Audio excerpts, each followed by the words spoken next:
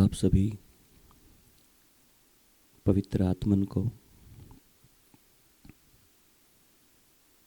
मेरी ओर से जय भगवान, ओम नमो नारायण, महादेव हर।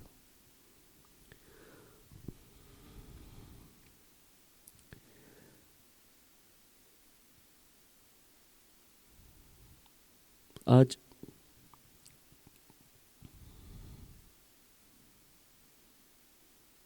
एक ऐसे अवसर पर हम यहाँ पे उपस्थित हैं और इकट्ठे हुए हैं जिसकी हम कभी चाहना नहीं कर सकते और कभी चाहते भी नहीं।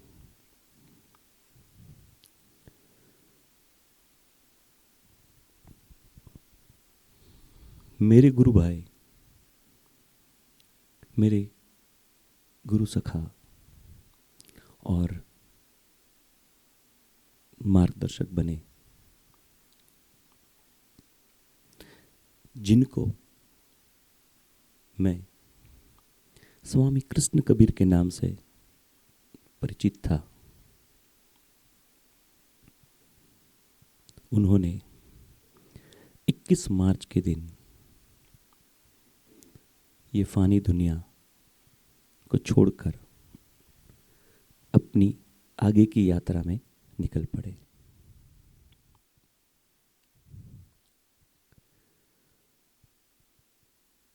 और मैं खुद ओशो सन्यासी होने की वजह से एक बात से खुश हूं कि परमात्मा और गुरु का उन पर खास आशीर्वाद रहा होगा, क्योंकि उन्होंने देह छोड़ने के लिए जो तारीख चुनी वो थी 21 मार्च। और हमारे यानी कृष्ण कबीर जी और हमारे सबके गुरु ओशो का उस दिन 21 मार्च को एनलाइनमेंट डे था। तो जिस दिन हमारे गुरु को संबोधि प्राप्त हुई, जिस दिन हमारे गुरु को आत्मदर्शन प्राप्त हुआ, उसी दिन हमारे प्रिय स्वामी कृष्ण कबीर जी ने भी उनके साथ होने का निश्चय कर लिया और वो भी उस अनंत की यात्रा में उनके साथ जुड़ गए।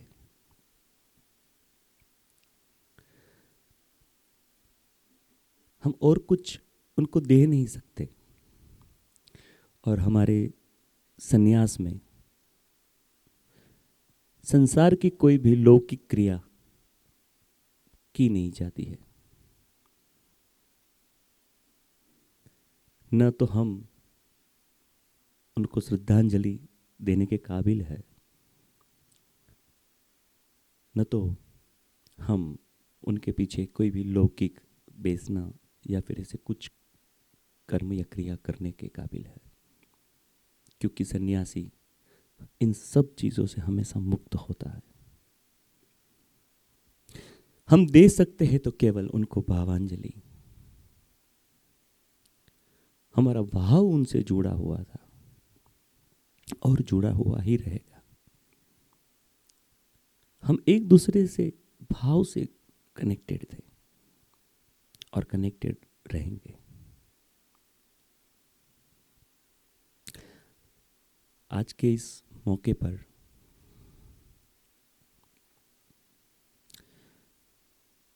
उनके परिवारजनों से मेरी बात हुई, उनकी बहन से मेरी बात हुई, उनके भाई से मेरी बात हुई, उनके कुछ मित्र जो आखिरी दिनों में उनके साथ थे, मेरी उनसे बात हुई। और खास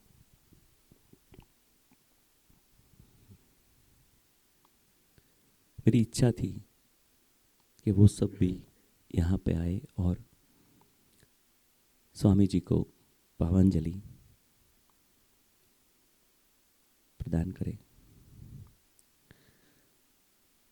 मगर इनमें भी इनकी चाह ऊपर रहती है, तो उनके बेटी, बेटे और नाती तीनों को बुला लिया। वो उनके खुद के बेटे नहीं हैं, मगर खुद के बेटे से ज़्यादा जिन्होंने 50 साल तक उनके साथ निभाया। वैसे दीपक जी आज हमारे साथ है, जिनको इन्होंने बेटी की तरह प्यार दिया। वो माया जी भी हमारे साथ है। और दादा बन के, नाना बन के, दोनों का प्यार जिस पे लुटाया, वैसे उनके नाती भी हमारे साथ है। उनसे भी हम उनकी यादों के बारे में, उनके साथ बिताए पलों के बारे में जानेंगे।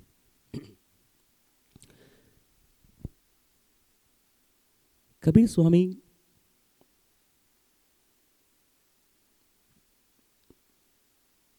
क्यों खास व्यक्तित्व और एक उच्चतम आत्मा थे?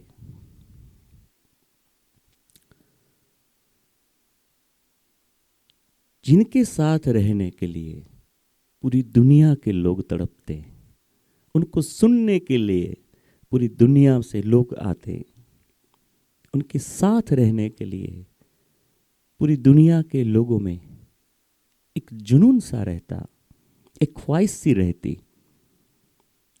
वो किसी किसी सदनसीब वाले को प्राप्त होती। वैसी कृपा परमात्मा की ओर से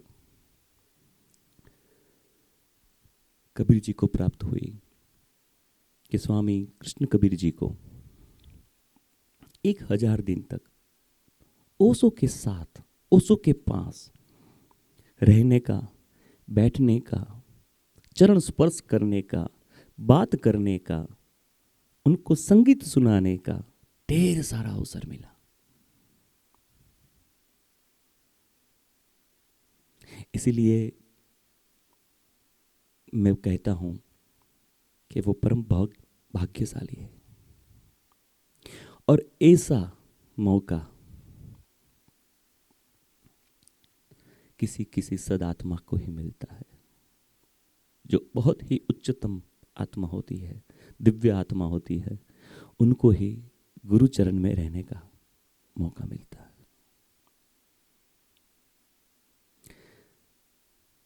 आज वो हमारे बीच में नहीं है,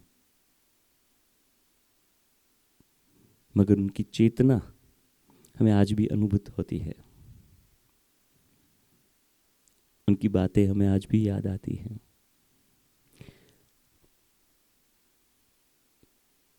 मैंने उनका इंटरव्यू रिकॉर्ड किया था, मुझे बाहर बॉम्बे भेजना था। वो मैंने बहुत संभाल के रखा था।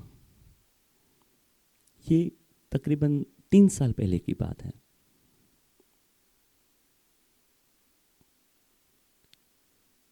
तो आज उस इंटरव्यू का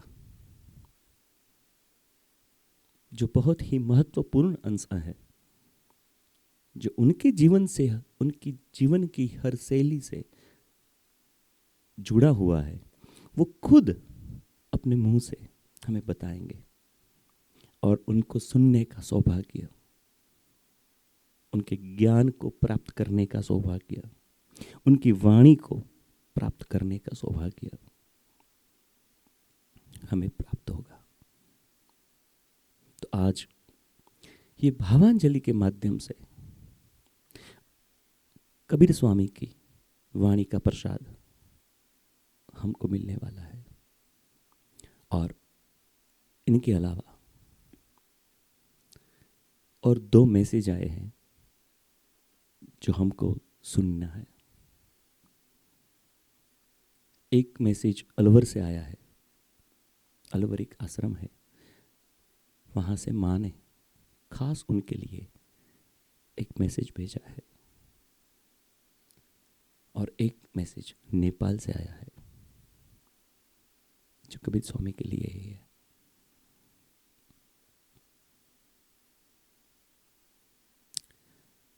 तो आइए पहले कबीर स्वामी ओशो की यात्रा में कैसे जुड़े, एक अंश सुनते हैं प्लीज। પહેલો પ્રશ્ન એ છે આપનો કે ચિરંતન બ્રહ્મચારીમાંથી સ્વામી કૃષ્ણ કબીર કેવી રીતે બન્યા? તો એનો હું પહેલાં તો જવાબ આપીશ. સાયન્સ ગ્રેજ્યુએટ થયો, બીએસસી કર્યા પછી હું બેંક ઓફ ઇન્ડિયામાં જોબ લીધી અને કોલેજના દરમિયાન કેટલાક મિત્રો બધા જૈન સર્કલ મારું વધારે હતું. એમાંથી એક મિત્ર બાબુ રાજેશ કરીને એણે મને એક પુસ્તક વાંચવા આપ્યું. એ પુસ્તકનું નામ હતું ક્રાંતિ બીજ. હવે એની પણ એક થોડી સ્ટોરી આપણે જાણવા જેવી છે કે ઉત્તર પ્રદેશની અંદર ચાંદા નામનું ગામ છે. એની અંદર મદન કુંવર પારીખ નામની એક મહિલા, એને સ્વપ્ન આવ્યા કરે અને સ્વપ્નમાં એને એક બાળક દેખાય, એક છોકરો દેખાય. ઘણા વખત પછી આચાર્ય રજનીશ ત્યાં આગળ લેક્ચર આપવા ગયા તો એ ઓળખી ગઈ કે મને જે દેખાય છે સ્વપ્નમાં એ આ જ વ્યક્તિ છે. એટલે એમણે આચાર્ય રજનીશને વાત કરી કે મને આવી રીતે સ્વપ્નમાં તમે દેખાવ છો અને મારા દીકરા તરીકે હું તમને જોઉં છું. એટલે આચાર્ય રજનીશજી કે હું તમારો દીકરો. તો એ વખતથી એમના જે મા અને દીકરાના સંબંધ શરૂ થયા.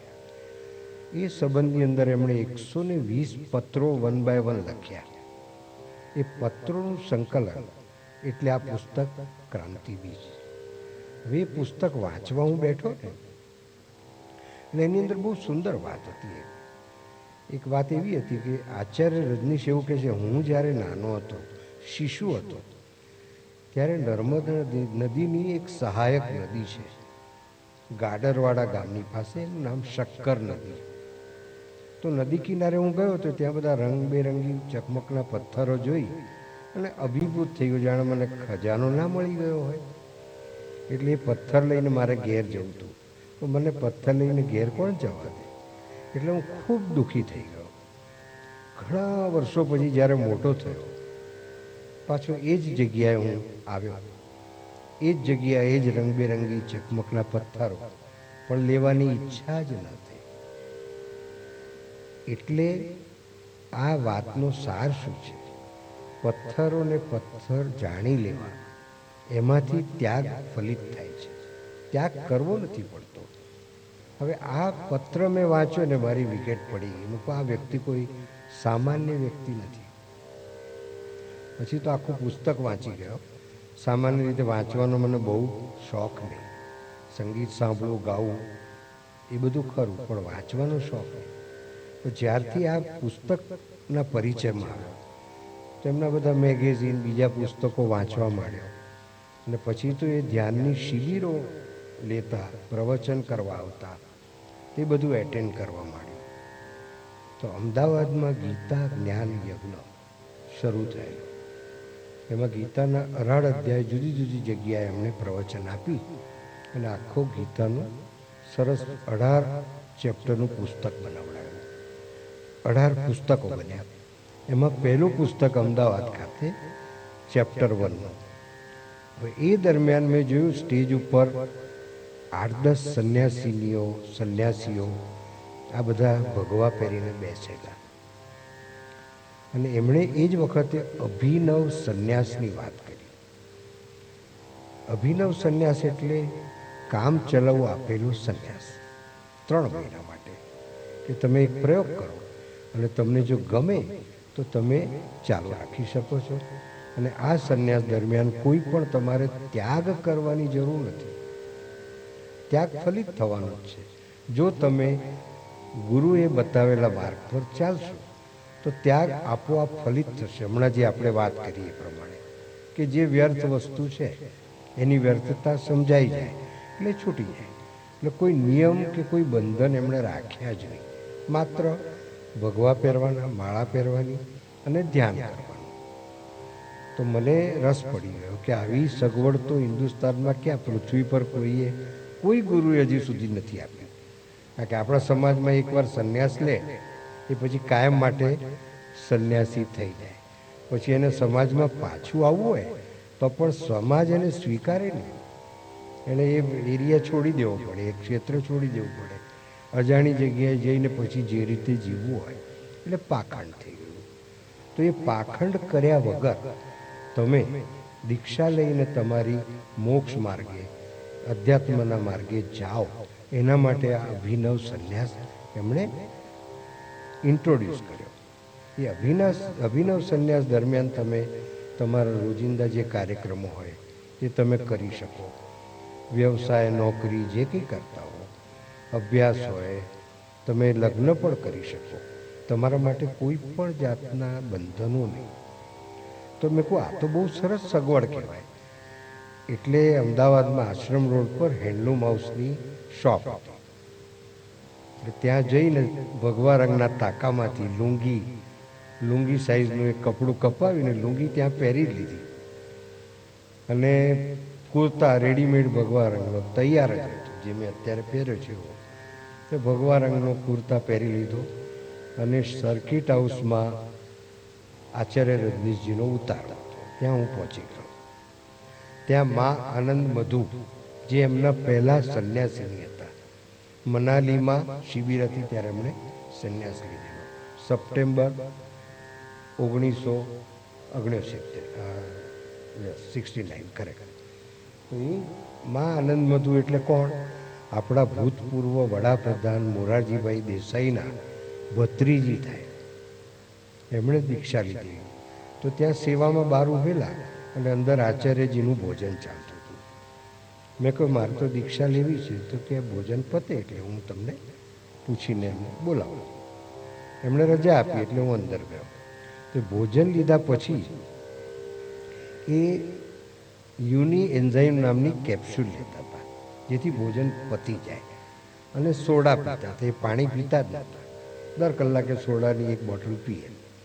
હું ગયો અંદર, જેવો મને જોઈને ચમક્યા એકદમ, અને કહ્યું મધુ મેરા લેટર હેડ લઈ આવો.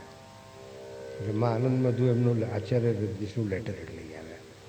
એના પર એમણે લખ્યું સ્વામી કૃષ્ણ કબીર, તારીખ લખી, હસ્તાક્ષર કર્યા એમના ફેમસ, રજનીશ કે પ્રણામ. ત્યારથી મારું નામ પડ્યું સ્વામી કૃષ્ણ કબીર.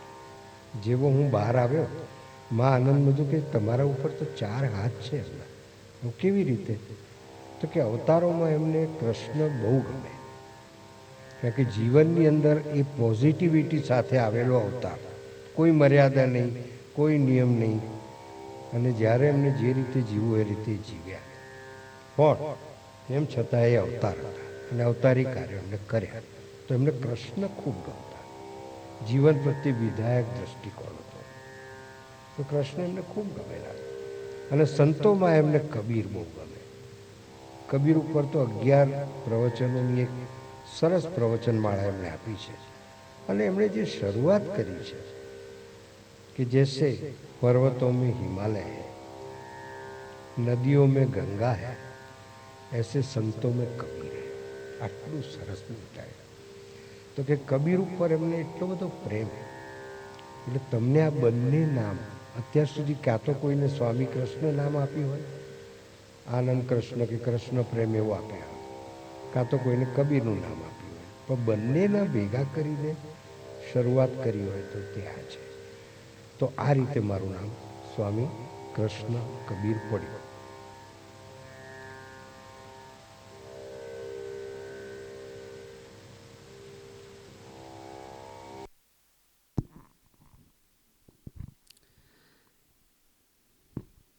ये होती है गुरु की कृपा.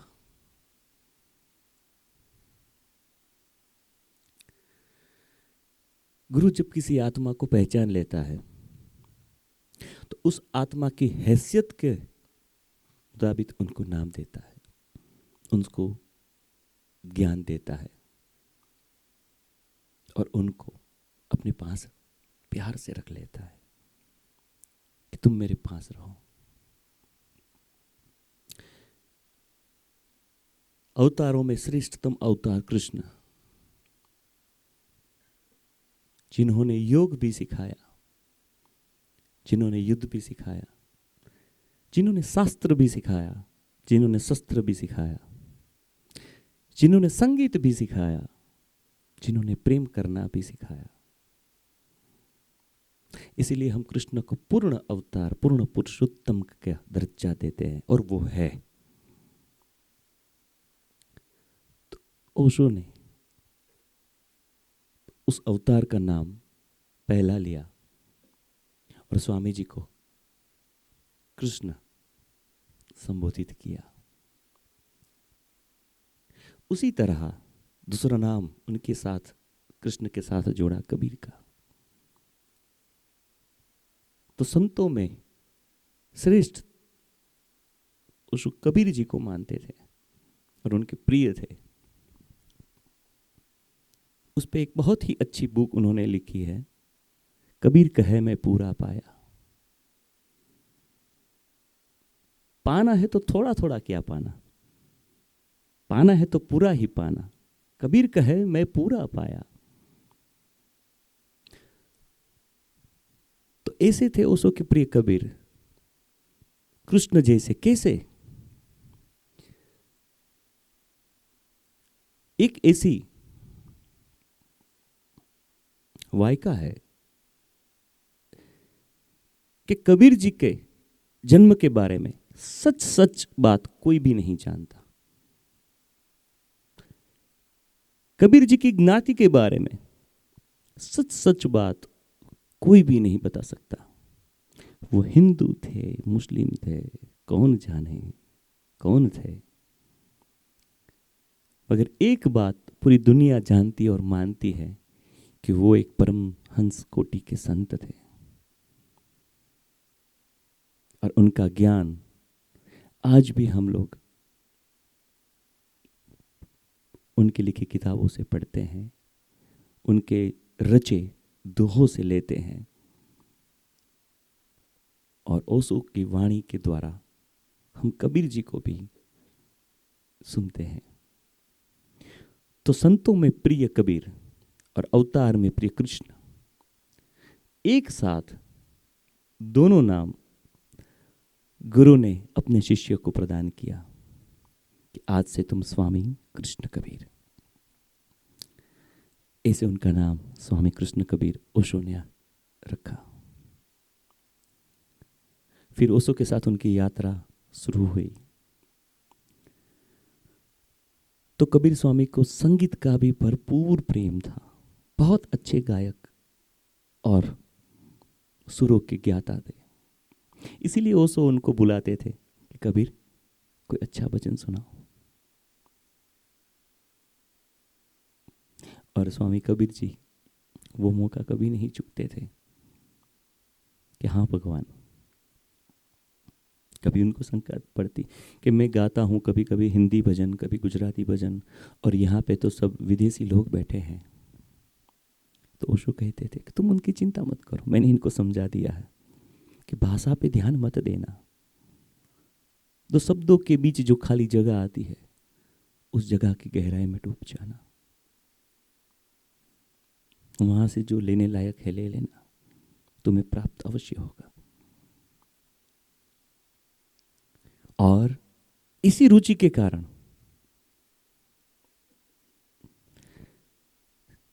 कृष्ण कबीर जी को संगीत के अनगिनत महारथी और दिग्गज लोगों का सानिध्य प्राप्त हुआ, उनसे मिलने का अवसर प्राप्त हुआ। चलिए एक छोटा सा अंश उनका भी सुन लेते हैं कि वो कैसे कैसे दिग्गज संगीतकार, लेखक, अभिनेताओं से मिले और उनका सानिध्य उन्हें प्राप्त हुआ। सुनिए आप।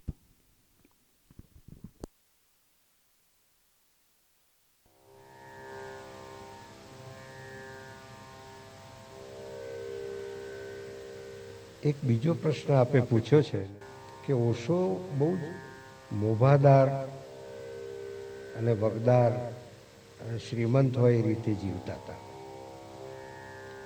તો એમની પાસે તો કેટલા બધા સેલિબ્રિટીઝ આવતા હશે, અને એ આવું જીવન શા માટે જીવતા હતા, કેવી રીતે એમને એફોર્ડ કરી શકતા હતા, તો એ વિશે અમને લોકોને ક્યુરિયોસિટી છે.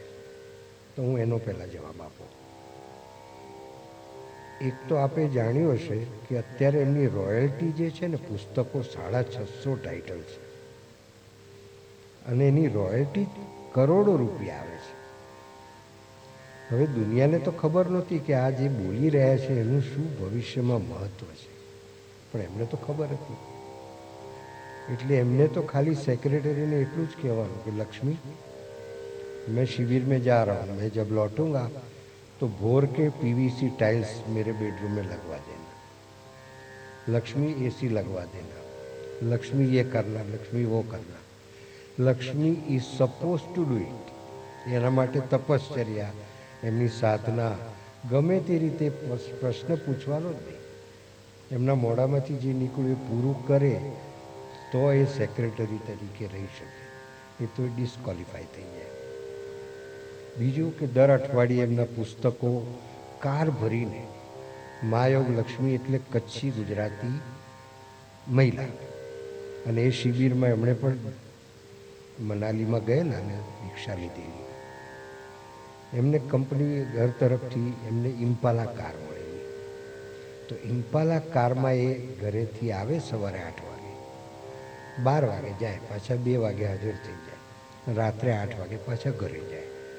આ સતત ઓશોની સેવામાં રહ્યા. ઓશોએ કહ્યું એ એમણે કરવાનું છે, કમ વોટ મે. આ તપશ્ચર્યાની એક ચરમસીમાને છેક સુધી એમણે જાળવી, છેક સુધી જાળવી. અને દર અઠવાડિયે પુસ્તકો કાર ભરીને લાવ્યા હોય. ઇન્ડિયા બુક હાઉસ એટલે મોટામાં મોટી શોપ બુક્સની, એના મોટામાં મોટા ગ્રાહક એટલે આચાર્ય રજનીશ. અઠવાડિયું થાય ને એટલે ગાડી ભરીને પુસ્તકો લાવ્યા હોય, કાર ભરીને, તો પણ વંચાઈ જાય. એટલે મને પણ ક્યુરિયોસિટી થઈ, પણ હું તો બાજુના રૂમમાં જ રહેતો હતો. હું એટલો નસીબદાર છું કે મને બોલાવ્યો ત્યાં, બાજુના રૂમમાં 3 વર્ષ રાખ્યો, 1000 દિવસ. જેટલી વાર એ રૂમમાંથી નીકળે મારા રૂમ પાસેથી પસાર થાય, પેસેજ હતો, એટલે હું પગે લાગું, પાછા આવે ત્યારે પગે લાગું. એમ 2000 વખત તો હું કમસે કમ પગે લાગ્યો છું. મને એટલા બધા આશીર્વાદ મળ્યા. ત્યારે એકવાર કોઈ બી મળવા આવે તો મને બોલાવે, મારે ત્યાં જઈને એમના પગ આગળ બેસવાનું બસ. કોઈ વાર મન થાય મને ભજન ગાવાનું તો મને બોલાવ્યો જ હોય એમણે, કબીર એક ભજન ગાયેગા. પછી હું જોઉં કે આ તો બધા ફોરેનર્સ બેઠા છે, તો કે મેં એ લોકોને કહ્યું છે કે 2 શબ્દની વચ્ચે જે ગેપ આવે ને એના ઉપર એ લોકો ધ્યાન આપે, ભાષા ઉપર નહીં. એટલે તું તારે ગા, તો હું પછી ગાઉં. અને આવી રીતે મને અવારનવાર બોલાવે. એક વખત કોઈ નહોતું ત્યારે મને એમ થયું કે એવું કંઈક પૂછું. હું કહું, આ પુસ્તકો તમે આટલા ઝડપથી કેવી રીતે વાંચો છો? ક્યુરિયોસિટી બધાને છે, કોઈ પૂછતું નથી, ગભરાય છે પૂછતા. હું હિંમત કરીને પૂછું છું આપણે. તો કહે છે કબીર એસા હે, જો કોઈ પણ માણસ હોય ને તો બીજાને ઇમ્પ્રેસ કરવા માટે જવાબ આપે. એમણે તરત સત્ય કહ્યું कि कबीर ओरिजिनल काम जो है मूलता वो बहुत कम होता है. बाकी पाव भाजी की तरफ थोड़ा यहाँ से टमाटर लिया, यहाँ से मटर लिया, किताब बना के अपने नाम से छपवा, ज़्यादातर काम नहीं होता है. तो पन्ने पलटते समझ में आ जाता है कि ये नकली माल है, असली माल नहीं है. तो उसको फिर क्या देखना. मैथमेटिक्स की किताब भी मैं पढ़ता हूँ, साइंस की भी पढ़ता हूँ. જબલપુરથી કોઈ આવેલું એમને મળવા માટે. હવે એ છોકરો એટલો બધો અપંગ કે એના હાડકા બધા ઓગળી ગયેલા. તેમ છતાં એણે પૂછ્યું કે આપને ગાલિબ કો પढ़ा है? क्या बात करते हो राजेन? એનું નામ રાજેન હતું, આકુલ, રાજેન આકુલ. क्या बात करते हो, गालिब साहब बुरा नहीं मान जाएंगे? તો આ બધા જ પુસ્તકો એમણે વાંચેલા. પણ એમાં મને સ્પષ્ટ કર્યું કે ઓરિજિનલ કામ ખૂબ ઓછું થાય છે. હવે આગળની વાતો સેલિબ્રિટીઝ વાસે માટેની જે વાતો છે થોડો સમય લેશે, એટલે નેક્સ્ટ ક્લિપિંગમાં હું એની વાત કરું.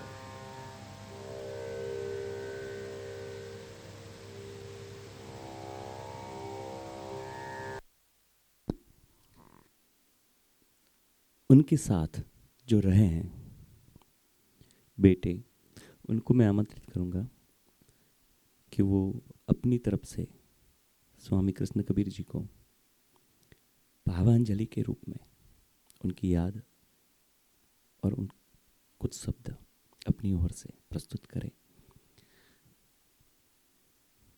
दीपक जी। नमस्कार।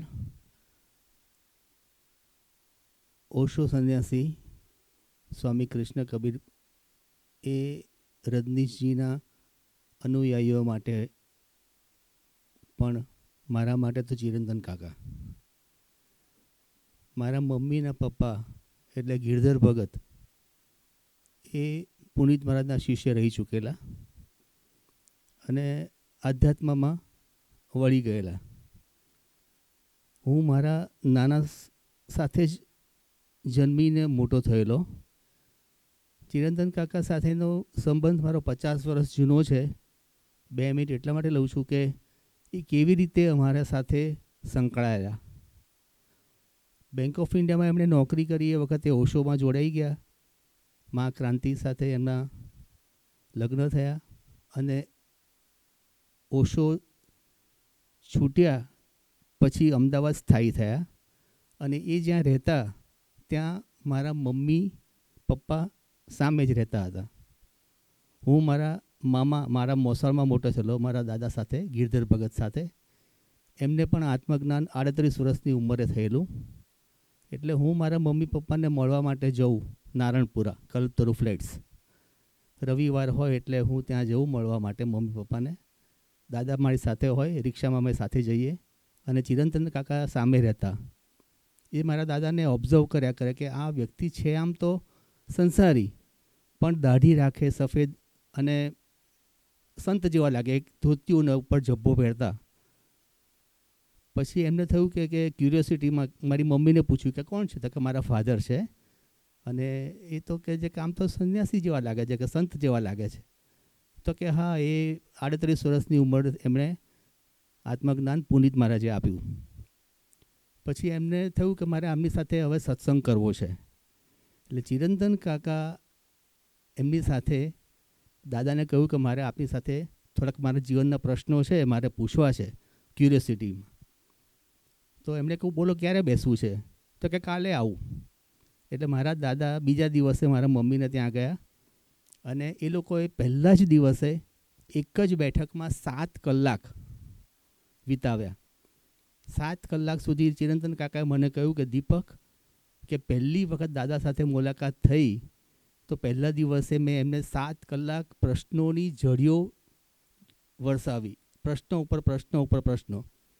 પછી સંતોષ થયો તો કે હવે બીજું, તો કે આપણે કાલે બેસીએ ફરીથી. બીજા દિવસે 6 કલાક, ત્રીજા દિવસે બીજા કલાક, એમ કરીને મને ચિરંતન કાકાએ કહેલું કે દીપક, 3 દિવસ મેં દાદા સાથે 17 કલાક પ્રશ્નો કર્યા. જીવન શું છે, આત્મા શું છે, પરમાત્મા શું છે, હું કોણ છું, શા માટે પૃથ્વી પર આવ્યો છું, એટલા બધા પ્રશ્નો કે દાદાએ શાંતિથી મને આપ્યા અને કે એનો સંતોષકારક જવાબ મને મળી ગયો. પછી ચિરંતન કાકા મને કે દીપક, હાઈટ ક્યાં છે? જ્યારે મેં દાદાના પ્રશ્નો કર્યા તો એ એક જ આસન ઉપર બેસી અને એક જ મુદ્રામાં 17 કલાક બેસી રહેવું અને આ ઉંમરે એ કોઈ સામાન્ય વ્યક્તિનું કામ નથી. મનની અગાધ શક્તિ, પરમાત્મા સાથેનું જોડાણ એ ન હોય તો આ થઈ ના શકે. પછીથી મને એમણે કહ્યું કે એ 3 દિવસના પ્રશ્નો અને એમના ઉત્તરો એ બધા પતી ગયા પછી દાદાએ પૂછ્યું ચિરંતન કાકાને કે હવે તમારા મનમાં કોઈ પ્રશ્નો છે? તો કે ના, મારા મનમાં હવે કોઈ પ્રશ્નો નથી. તો કે તમને સંતોષ થઈ ગયો? તો કે હા, સંતોષ થઈ ગયો. તો કે હવે સાંભળો, તમે જે મને પ્રશ્નો પૂછ્યા એ બધા પ્રશ્નો પણ ખોટા અને મેં જે જવાબ આપ્યા તમને એ જવાબ પણ ખોટા. તો કે સાચું શું છે? બસ, તો કે સાચું જે હરિનું નામ છે ને એ સાચું હરિનું નામ છે. તો કે કેવી રીતે મળે? તો કે સદગુરુનું સેવન કરો તો મળે. એટલે એમણે મને છેલ્લે એવી વાત કરી હતી મને કે દીપક, દાદાનું આત્મજ્ઞાન જે મને મળ્યું એટલું સરળતાથી જે થયું તો હું આચાર્ય રજનીશજીને સમજી શક્યો. એટલે કે રજનીશજીનું કે જ્ઞાન છે એ એટલા લેવલનું ઊંચું હતું કે એ સમજણ ના પડી, પણ મને દાદા સાથેના સત્સંગ પછી મને એ સમજણ પડી. તો આ જ્ઞાન સમજણનું એમણે એટલું બધું સત્સંગ દાદા સાથે કરતો હું જોઉં એમને, અને એ ખૂબ ભાવુક થઈને આવતા. અમારા ઘરે દરરોજ રાતના આવે મા ક્રાંતિને. મારે એમને 50 વર્ષ જૂનો સંબંધ. એટલી બધી એવી યાદો છે કે જો હું કહેવા બેસું તો મહિનાઓનો મહિનાઓ નીકળી જાય. પણ આ પ્રસંગે મને એક બીજો કહેવાનો મતલબ એ થાય છે કે 26મી માર્ચે જ્યારે એમને દાખલ થવાનું નક્કી થયું હોસ્પિટલમાં, તો 26મી તો સવારે જઈને એક્સરે પડાવીને પાછા આવ્યા, 27મી જઈને પાછા આવ્યા. 1લી તારીખે હી વોઝ હોસ્પિટલાઇઝડ અને 2જા તારીખે એમનું ઓપરેશન થયું. ઓપરેશનમાંથી બહાર આવ્યા પછી 5 દિવસ આઈસીયુમાં રહ્યા, તો એ 3 દિવસ સ્પેશિયલ રૂમમાં રહ્યા. And again he was to be operated, અને એમને આંતરડાનું કેન્સર છેવટે નીકળ્યું હતું. બટ સેકન્ડ ઓપરેશન પછી બહુ જ કેસ એટલો રિસ્કી હતો અને હી લેફ્ટ.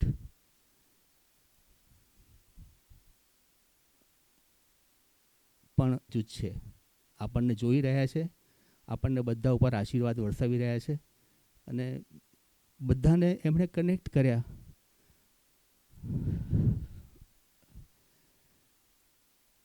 છેલ્લા દિવસોમાં એમણે એટલા બધા એમના કોન્ટેક્ટ્સ જે હતા એ બધાને મારો નંબર આપેલો કે તમારે કંઈ પણ કામ હોય તો દીપક પંચાલને મળજો. એના આ કોન્ટેક્ટ ઉપરથી મારા ઉપર અસંખ્ય લોકોના ફોન આવે. સ્વિટ્ઝરલેન્ડથી સંન્યાસીના ફોન આવે, નેપાળથી સંન્યાસીના ફોન આવે, અલવરથી આવે. એ બધા સાથે મારે એટલા બધા કનેક્શન થઈ ગયા જાણે એ આખો એમનો પરિવાર મને આપી ગયો. અને હું નવાઈ તો મને એ લાગે છે કે મેં મારે 30 વર્ષ નારાયણપુરામાં જ ગાળ્યા. નારાયણપુરામાં બાજુમાં જ નિર્મલ એપાર્ટમેન્ટમાં હું રહેતો, અને આ જ સ્ટુડિયો કેટલાય વર્ષો સુધી હું અહીંયાથી પસાર થયો, પણ ક્યારેય હું આ સ્ટુડિયોમાં નથી આવ્યો. તો મારા અહોભાગ્ય છે કે વિપુલભાઈ સાથે મને આ જોડાણ કરવામાં ચિરંતન કાકાનો મોટામાં મોટો સપોર્ટ છે. અને એમણે એ બધાને સાથે એવા જોડી દીધા છે કે જાણે વર્ષોથી ઓળખ્યું. હું કેટલાના નામ આપું અહીંયા આગળ. અલવરથી પહેલાં બેન છે, એ પણ હું એમને નહોતો ઓળખતો. તો અત્યારે એમની સાથે મેં વિડીયો પર વાત કરી, માએ વાત કરી, મારા વાઈફે, તો એવું લાગે કે જાણે વર્ષોથી એકબીજાને ઓળખી છે, એકદમ ફેમિલી મેમ્બર. એ મને બધાની વાતો કરે, એક વ્યક્તિની વાત કરે કે હું આજે અહીંયા ગયો હતો, દિલ્હી ગયો હતો, કલકત્તા ગયો હતો, અલવર ગયો હતો, અહીંયા આગળ મેં કરાઓકેના શો કર્યા, અહીંયા ગાવા ગયેલો. એક વખત હું એમને અહીંયા મૂકવા માટે પણ આવેલો, પણ ઉપર નહોતો આવી શક્યો. એમને ડ્રોપ કરીને મારે બીજે કામ હતું એટલે હું ગયેલો. પણ એ બધાના એકબીજા સાથેની વાતો કરે, બધાને એકબીજા સાથે પ્રેમની વાતો કરે, અને દરેકને પોતાના દીકરીની જેમ રાખે. And we were just like his son and daughters. બહુ જ લાંબી વાત થઈ ગઈ છે, પણ he was a pious soul. He was a very, very enlightened soul, and I cannot have more words to say for him. May God be in his feet. Thank you. ચિરંતનભાઈ મારા ભાઈ હતા અને અમે સાથે રહેલા. હલો, ચિરંતનભાઈ મારે મેં માસીના થઈએ બધા, અને સાથે રહેલા. માયાબેન આવી ગયા છે આપણે કે મણિનગર, અને બહુ પ્રેમાળ વ્યક્તિ. કોઈ સંભાવ કોઈ દિવસ એમના મોઢે મેં કોઈના માટે ખરાબ શબ્દ સાંભળ્યો નથી. ભગવાનના માણસ હતા ને ભગવાનને ત્યાં મોક્ષ પામી ગયા. બીજું તો આપણા હાથમાં નથી, પણ બહુ વ્યક્તિ તરીકે ભગવાનના માણસ હતા. બસ ભગવાન એમના આત્માને શાંતિ આપે. आइए अब हम माया जी को बुलाते हैं. उन्होंने एक वीडियो फाइल बना के मुझे भेजी थी, पर अब वो खुद यहाँ पे मौजूद है, तो प्लीज़ आइए. આપ સૌને વંદન.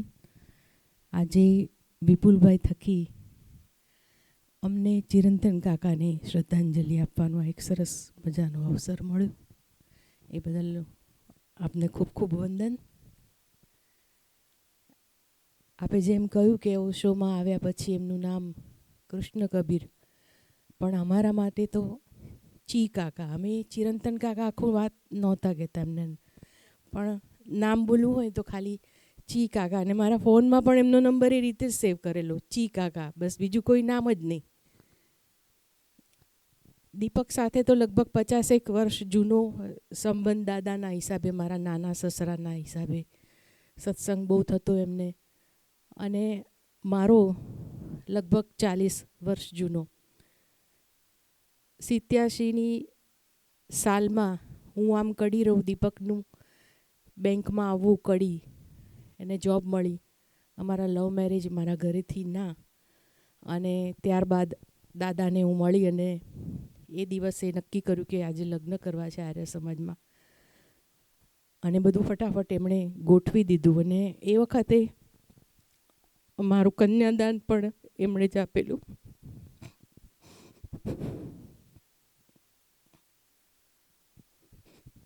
ઘણી વખત એવું થાય છે કે આપણને લોહીના સંબંધો હોય ને એના કરતાં જે લાગણીના સંબંધો હોય છે ને એ વધારે જોડાતા હોય છે. અને એમને એટલા માટે કાયમ ફોન કરે ને તો તરત એમ કે જય ભગવાન દીકરા, એમ જ કે. અને જ્યારે પણ એમને કંઈક અહીંયા છેલ્લા સમયમાં જ્યારે અહીંયા આવ્યા હીરામણીમાં, અને મારા ઘરથી લગભગ 5 મિનિટ જ દૂર, તો કોઈ વાર એમને એમ થાય કે મારે દાળ ઢોકળી ખાવી છે તો તરત ફોન કરે દીપકને કે તું લઈ જા, અને માયાને એમ કહેજે કે આજે મને દાળ ઢોકળી જ ખાવી છે, બીજું કશું નથી ખાવું. તો હજુ 2 મહિના પહેલાંની જ વાત હતી.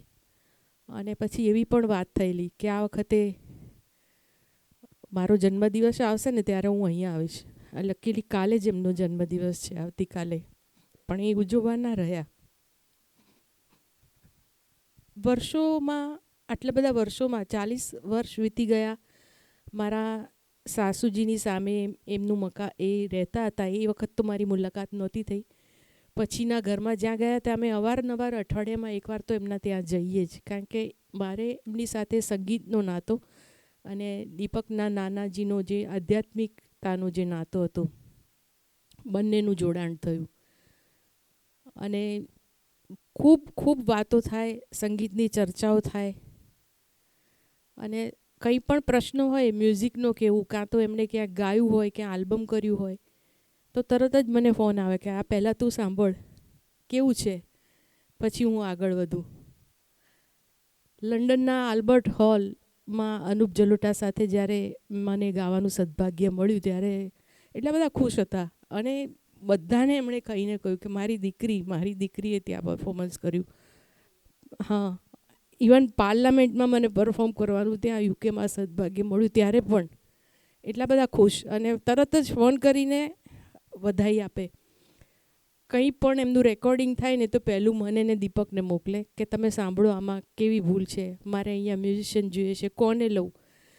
એટલે અનહદ પ્રેમ. અને જ્યારે ઘરે આવે ને ત્યારે ગાવા સિવાય અને આધ્યાત્મિક સિવાય બીજા કોઈની નિંદા જ ના હોય એમના મોઢે. મેં કદાપી સાંભળી નથી આટલા 40 વર્ષોમાં, એમના મોંમાં મેં નથી સાંભળ્યું ક્યારેય કે આ માણસ આવો નાણે મને આમ કર્યું મેં આમ કર્યું. કોઈ કહેવાય ને કે આપણે ઘણા બધા માણસની કમ્પ્લેન કરીએ છીએ, પણ એમના મોઢેથી ક્યારેય જિંદગી માટે પણ નહીં અને પોતાના કોઈ માણસો માટે પણ મેં કમ્પ્લેન સાંભળી નથી. એમને જિંદગી જીવી ગયા. આપણે ઘણી કહેવાય છે ને કે મળી છે કાયા માનવની જગતમાં ધૂપસળી થાજો, સુગંધી અન્યને દેવા તમે જાતે બળી જાજો.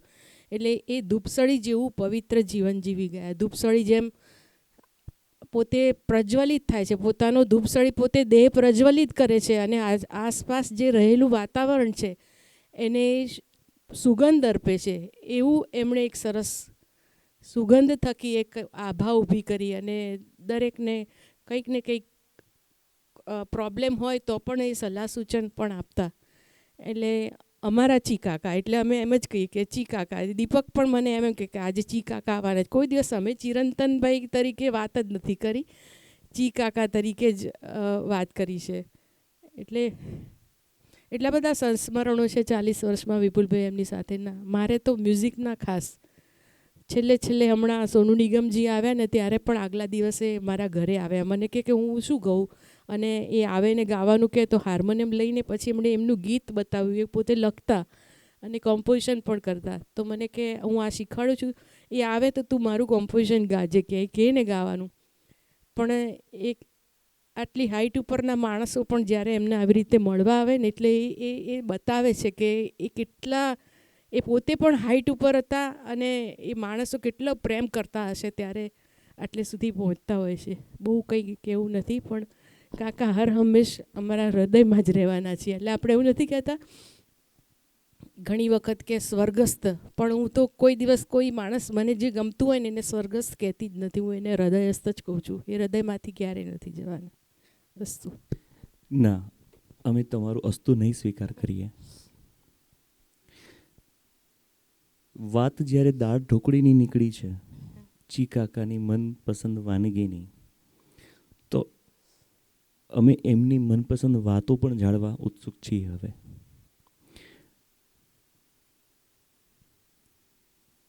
ચી કાકાએ તમારું કન્યાદાન કર્યું એટલે એક તો જેટલા હું એમને બહુ દિવ્ય આત્મા તરીકે હું પૂજું છું કે માનું છું, અને મારો એમની સાથેનો જે કંઈ પણ પરિચય 3 વર્ષનો રહ્યો છે, અમે 3 વર્ષની અંદર રૂબરૂ તો વધીને 5 વાર મળ્યા છીએ, પણ બાકીનું જે અમારું કમ્યુનિકેશન તો એનું માધ્યમ માત્ર ફોન રહેતું. એ અનેક વાર આવવાની ઈચ્છા બતાવતા ઘરે કે મારે આવવું છે, જમવું છે, આપણે વાતો કરવી છે, કારણ કે એને અહીંયા જે ઓશોની ઉર્જાની અનુભૂતિ થયેલી આ એમના શબ્દો છે કે હા, તમે પણ સદનસીબ અને સદભાગ્ય ધરાવો છો કે અહીંયા મેં જે ઓશોની ઉર્જાનો અનુભવ કર્યો છે એ મને સ્વરાંજલિમાં આવું છું ત્યારે થયો છે. એટલે એને પણ સ્વરાંજલિમાં હંમેશા ઓશોની ઉર્જાનો અનુભવ થતો, એ એવું મને કહેતા. અમને એવું જાણવું છે તમારી પાસેથી કે તમારે એમની સાથે સંગીતની કયા પ્રકારની ચર્ચાઓ થતી, એ અમને જણાવો. મેઇનલી આધ્યાત્મિક સંગીત વધારે, અને જ્યારે પણ એમના ગીતો કે ભજનો લખાય ને એમાં ઊંડાણ બહુ જ હોય. મારા નાના સસરાએ પણ ઘણા બધા ભજનો લખ્યા, એ ભજનોની પણ ચર્ચા થાય. એટલે એમાંનું એક ભજન પણ એમને બહુ સરસ રીતે મને સમજાવેલું. ઘણી વખતે મને સમજણ ના પડે, અને એ તો આટલી હાઈટ ઉપર પહોંચેલા અને જ્ઞાનને પચાવેલું દાદા સાથે એમણે. એટલે અચ્છા બુરા કહે જો કોઈ, ભર નિંદ્રા સો જાઉં રે, મન મરકટ કો બસ મેં રાખું, વિષયો મેં ન ફસાઉં રે. એટલે મેં કહું અચ્છા બુરા કહે જો કોઈ, તો ભર નિંદ્રા, તો આ કેવી વાત કરી છે એમ દાદાએ, ખબર નથી પડતી. એટલે એ સમજણ આપી મને કે અચ્છા બુરા, જ્યારે કોઈ તમને અચ્છા બુરા કહે ને તો ભર નિંદ્રામાં જતું રહેવાનું, એટલે તમે કાન ઉપર જ નહીં લેવાનું એમ. એટલે એવી તો કેટલી બધી વાતો છે એમની સાથેની, આધ્યાત્મિક વાતોની અને ભજનોની, કે એ બહુ જ. અને જ્યારે દાદા, અમારા નાના સસરાને કેન્સર થયેલું, એના અંતિમ સમયમાં છેલ્લા 2-3 મહિના દરરોજ એ દાદા પાસે આવતા, અને અમે પણ જતા દીપક બેંકમાં, અને બેંકમાંથી એ ગમે તેમ ટાઈમ કાઢીને 2-3 કલાક આવે, અને અમે જે 4 જણાએ જે સત્સંગ કર્યું છે એ અદ્ભુત દાદા સાથે, એ હજુ પણ વર્ણવાય એવું નથી. તમારી આટલી વાતો ઉપરથી હું એટલું સમજી શકું છું કે તમારા લવ મેરેજ થયા અને એમણે કન્યાદાન આપ્યું, તો ખાલી કન્યાદાન નથી આપ્યું, તો એમણે તમારા મમ્મી પપ્પાનો ખૂટતો પ્રેમ પણ ભરપૂર આપ્યો છે, એવું મને પ્રતીત થાય છે. ચોક્કસ. એ ખોટ પણ એમણે કદાચ પૂરી કરી હશે. સવાલ જ નથી. એ કાયમ જ્યારે પણ હું ફોન કરું ને એટલે તરત બોલ બેટા, જય ભગવાન, આ શબ્દ સિવાય એમના મોંમાંથી કંઈ નીકળે જ નહીં. અને પછી એમ જ કે શું ચાલે છે સંગીતમાં, આજે કયું કોમ્પોઝિશન કર્યું. કોરોના સમયે મેં ઘણી બધી કવિયત્રીઓના કોમ્પોઝિશન્સ કર્યા, એટલે હું પણ આપલે કરું, એમને મોકલું, કેવું લાગ્યું, બહુ સરસ. અને ઘરે આવે ત્યારે મારી પાસે હાર્મોનિયમ તો હોય જ, એટલે એમને ગાવાનું જ હોય, એ ગાય તલત મહેમૂદ. અને ઘણી વખતે દીપકને કે હવે હું મુકેશમાંથી તલત ઉપર આવી ગયો છું, કે જો મને હવે આ બીજું ગમવા માંડ્યું છે. એટલે જાત જાતની વાતો કરે અને બહુ આનંદ લે, બહુ જ આનંદ લે. જીવન સાથેનો જે આનંદ છે ને જીવવાનો, એ એમણે ખરેખર એક આપણા માટે પ્રેરણારૂપ છે એમ. કબીર સ્વામીના કમ્પોઝિશનની વાત કરીએ તો એક કમ્પોઝિશન મારે તમને સંભળાવવું છે.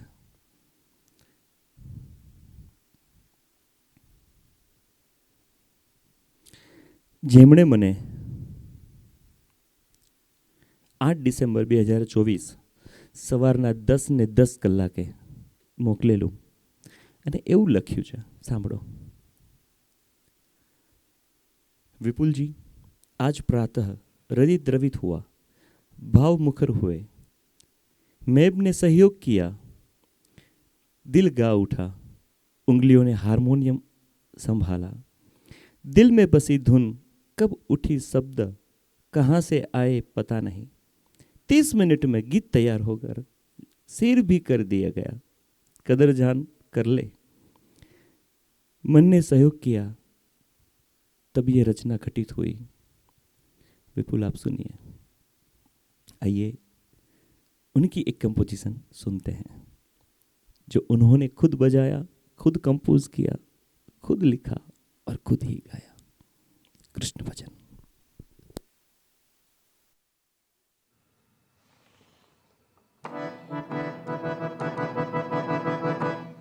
कदर जान ले तू, कदर जान ले मेरे काना, राधा पुकारे तेरी आजा, अब तो दरस तू दिखा जा.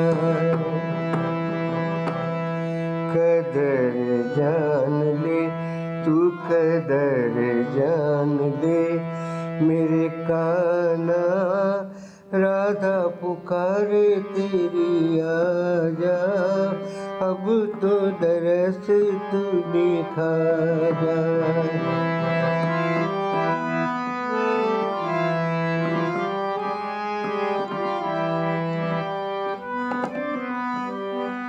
राह तकूं मैं तेरी, आंखें थकी है मेरी, धड़कन रुकी है मेरी, सांसें थमी है मेरी.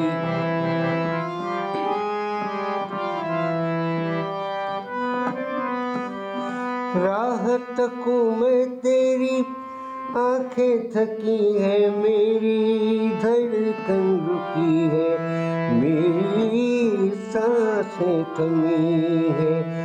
कदर जान ले तू, कदर जान ले मेरे काना, राधा पुकारे तेरी आजा, अब तो दरस तू दिखा जा.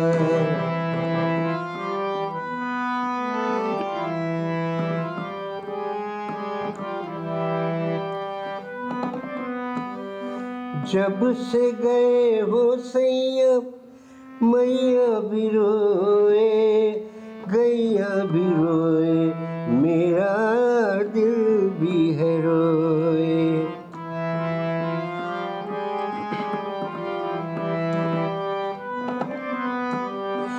जब से गए हो सैया मैया भी रोए, गैया भी रोए, मेरा दिल भी है रोए. कदर जान ले तू, कदर जान ले मेरे काना, राधा पुकारे तेरी आजा, अब तो दरस तू दिखा जा.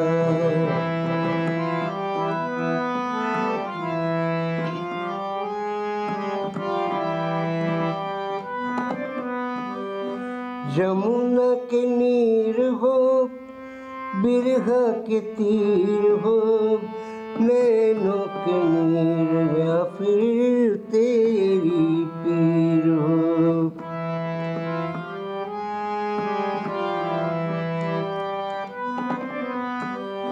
जमुना के नीर हो, बिरहा के तीर हो, नैनों की नीर या फिर तेरी पीर हो, शर्म कर ले कुछ करम कर ले, शर्म कर ले कुछ करम कर ले, मेरे काना राधा पुकारे तेरी आजा, अब तो दरस तू दिखा जा, कदर जान ले तू कदर जान ले, मेरे काना राधा पुकारे तेरी आजा, अब तो दरस तू दिखा जा।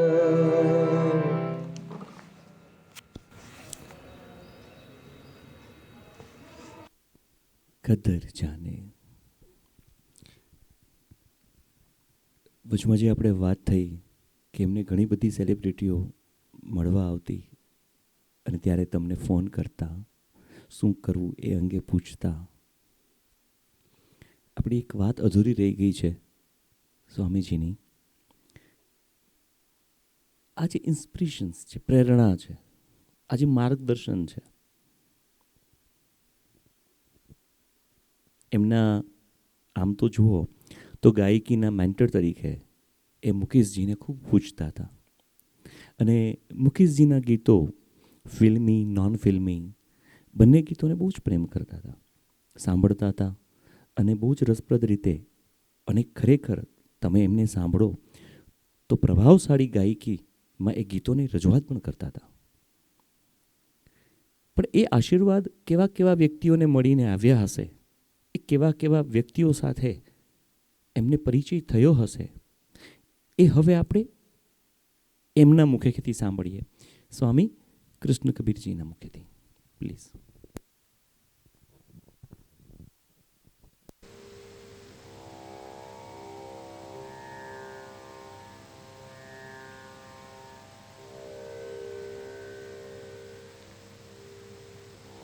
મે મહિનાની 13મી તારીખે 1971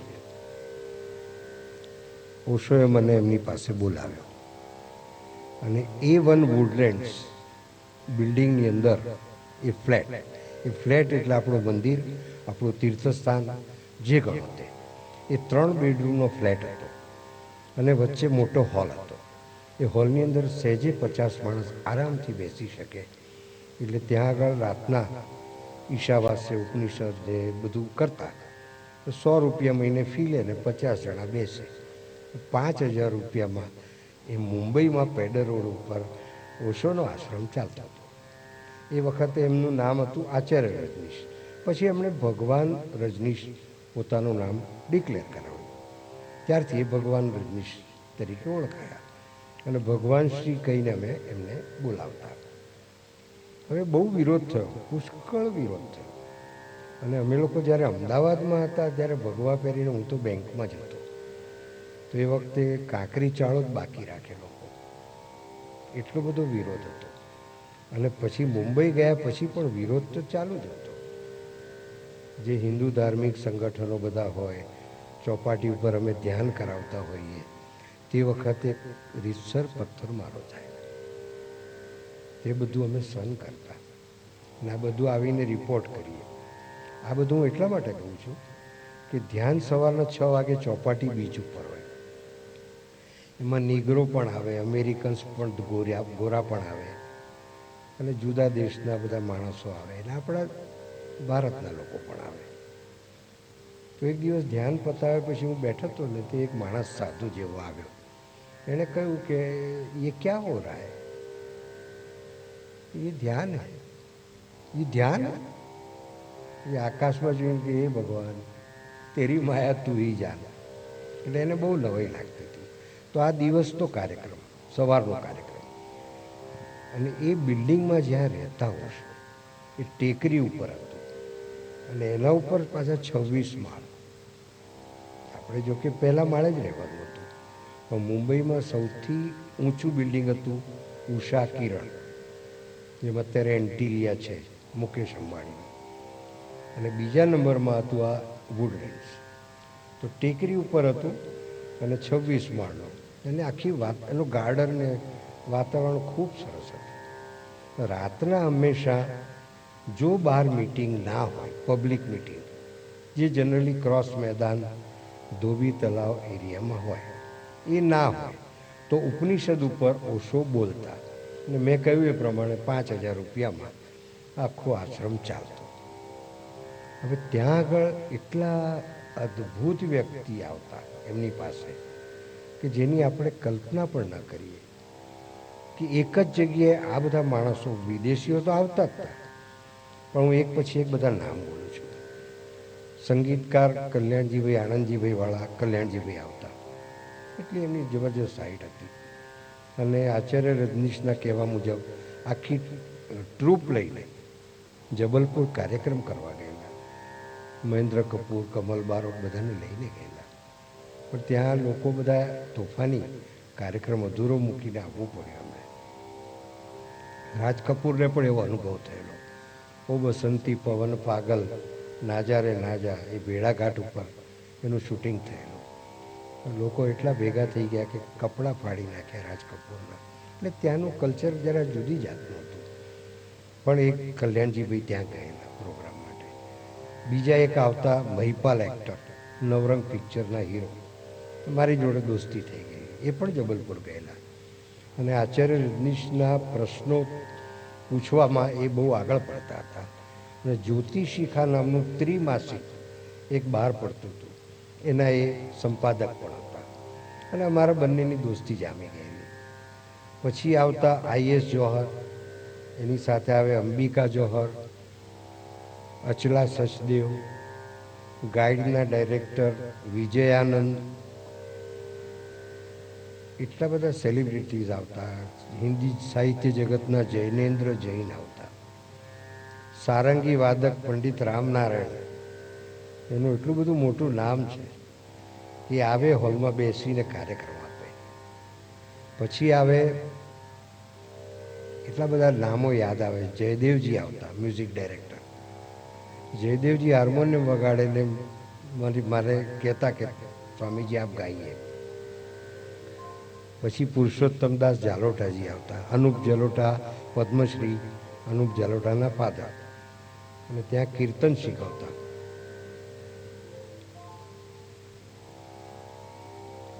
એટલે પુરુષોત્તમદાસ જલોટાજી બધા સંન્યાસીનીઓને કીર્તન શીખવે. અહેમદ હુસેન, મોહમ્મદ હુસેન આવતા, જે દુર્ગા ઉપર બહુ સુંદર ભજન રજૂ કરે છે. આવા અદ્ભુત માણસો આવતા. બીજું એમણે 1 to 1 હિલિંગ શીખવાડેલું મને, કે મારા પહેલાં કે મારા પછી કોઈને શીખવાડ્યું નથી. એક જ શરત કે મારે મારા માટે કે મારા અંગત માટે એ પ્રયત્ન કરવાનો નહીં. તો ઓશોની કૃપામાં હું ડિસ્ટન્ટ હિલિંગ પણ આપતો થઈ ગયો. મારા રૂમમાં રાતના 8 વાગે ઇન્ડિયન સ્ટાન્ડર્ડ ટાઈમ પ્રમાણે બેસું. એ પછી માણસ ગ્રીસમાં હોય, એ દુનિયાના કોઈ પણ છેડે હોય, એને શવાસનમાં સૂઈ જવાનું પેશન્ટે, અને એને કેન્સર સુદ્ધામાં પરિણામો મળતા. એટલે એટલા બધા લોકો ફોરેનથી પણ આવતા અને અહીંના લોકો આવતા. એમાં આપણા ગુજરાતી સંગીતના, જેને ભીષ્મ પિતામહ કહેવાય, એવા અવિનાશભાઈ વ્યાસ, એમના બીજા ધર્મપત્ની સુલોચનાબેન વ્યાસ, એના ભાઈને કેન્સર થયેલું. તે ઓશોની કૃપામાં મેં ટ્રીટમેન્ટ આપેલી અને એમને સારું થઈ ગયું. એટલે સુલોચનાબેન એમ કહ્યું કે મારા હસબન્ડ એટલે અવિનાશભાઈ એમ કહે છે કે અમે તમને શું આપી શકીએ, તો અમને કોઈ સેવા કરવાનો લાભ આપો. तो कि यहाँ आओ, यहाँ आके परफॉर्म करो मेरे रूम में, मेरे पास बैठ के, और कुछ छाटा पानी ड्रिंक लेते हो तो लेके आए, मुझे कोई आपत्ति नहीं है. पर मूड में आए तो અવિનાશભાઈ આવીને પરફોર્મ કરતા, સુલોચનાબેન ગાય. તો આવા બધા ધુરંધર વ્યક્તિઓ ત્યાં આવતા. સેલિબ્રિટીઝ તો એવા આવે કે જેના મારે અત્યારે નામ યાદ કરવા પડે. પણ ખૂબ મારું જીવન તો જેને કહેવાય ને કે સુવર્ણ કાળ મારા જીવનનો. અને એક વખત તો 4 છોકરાઓ આવેલા અલીગઢ મુસ્લિમ યુનિવર્સિટીમાંથી, હવે એ વખતે તો ચેનલ કે ટીવી કે કશું નહોતું, प्रिंट मीडिया ही माध्यम હતું. એ લોકોને એમ થયું કે आचार्य रजनीश बहुत अखबार में अपना नाम किया है, बहुत सिर पे चढ़ गया है, तो उनको बुद्धि में हम परास्त करेंगे, तर्क में परास्त करेंगे. 40 પ્રશ્નોનો એક રોલ બનાવીને 4 છોકરાઓ આવ્યા. હું ત્યાં હતો એટલે ટાઈમ લઈ અને અંદર ગયા. મારી સામે જ પ્રશ્ન પૂછ્યો. એમને એમ હતું કે આપણે મૂંઝવી દઈએ અમને. प्रश्न नंबर 1, हम पृथ्वी पर क्यों आए? आचार्य रजनीश नो जवाब, इसमें मेरा कोई योगदान नहीं है. એટલે એ લોકો સમજી ગયા કે અહીંયા આપણું ચાલશે નહીં. પગે લાગ્યા કે અમને કોઈ ટિપ્સ આપો. તો ટિપમાં શું આપ્યું એમણે કે અમારી મેમરી પાવર વધે એના માટે કંઈક તમે કહો. તો એમણે એમ કહ્યું કે તમે જે કંઈ વાંચો કે સાંભળો એ સમજી લો એટલે એ તમારું પોતાનું થઈ જશે. એને ગોખો નહીં, મગપ ના કરો, रट्टा नहीं मारो, उसको समझ लो तो वो आपका हो गया. अगर आपने रट्टा मार दिया और एक वाक्य एक शब्द भी भूल गए आप, तो फिर तो गड़बड़ हो जाएगी. तो जो चीज़ आप समझो सुनो उसको पूरा आत्मसात कर लो. तो ये आ टिप्स हमने आपी. तो कैसे कि हमने तो पूछा आपसे कि मेमोरी पावर बढ़ाना है, आप तो कहते हैं कि सुनो, पढ़ो, समझो और भूल जाओ. हम तो मेमोरी बढ़ाने के लिए कहते हैं कि अपने मन की व्यवस्था ऐसी है कि जब जो ज़रूरत है वो चीज़ सामने आ ही जाती है. आप परीक्षा में बैठते हैं साल भर तैयारी करके, तो जब उत्तर लिखने बैठते हैं तब सब कैसे याद आता है, इसी तरह वो याद आ जाएगा. तो આવી રીતે એમણે ટિપ્સ આપી. અને આવા બધા એટલા બધા અનુભવો છે કે એની કોઈ સીમા જ નથી. દળદાર પુસ્તક લખીને તો પણ ઓછું પડે.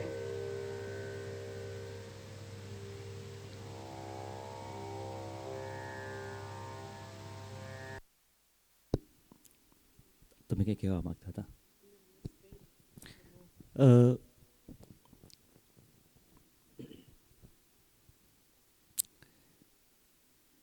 જેટલા પણ મહાન સંગીતકારો કે લેખકો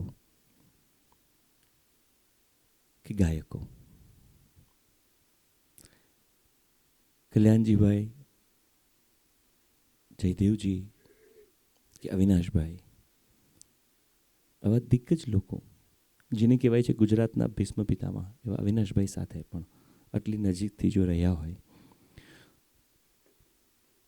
તો એમ કહેવાય છે ને કે ફૂલો સાથે રહો ને તો તમારામાં પણ સુગંધ આપોઆપ ફૂલોની આવી જ જાય. એ સુગંધ એમની ગાયકીમાં અને વાતોમાં સ્પષ્ટ સંભળાતી હતી અને સમજાતી હતી અને અનુભવાતી હતી. ભાવાંજલિના આ કાર્યક્રમની અંદર એક મેસેજ અલવરથી પણ આવ્યો છે. માં સાધ્વી સુસ્મિતાનંદ ગિરીજી અલવરથી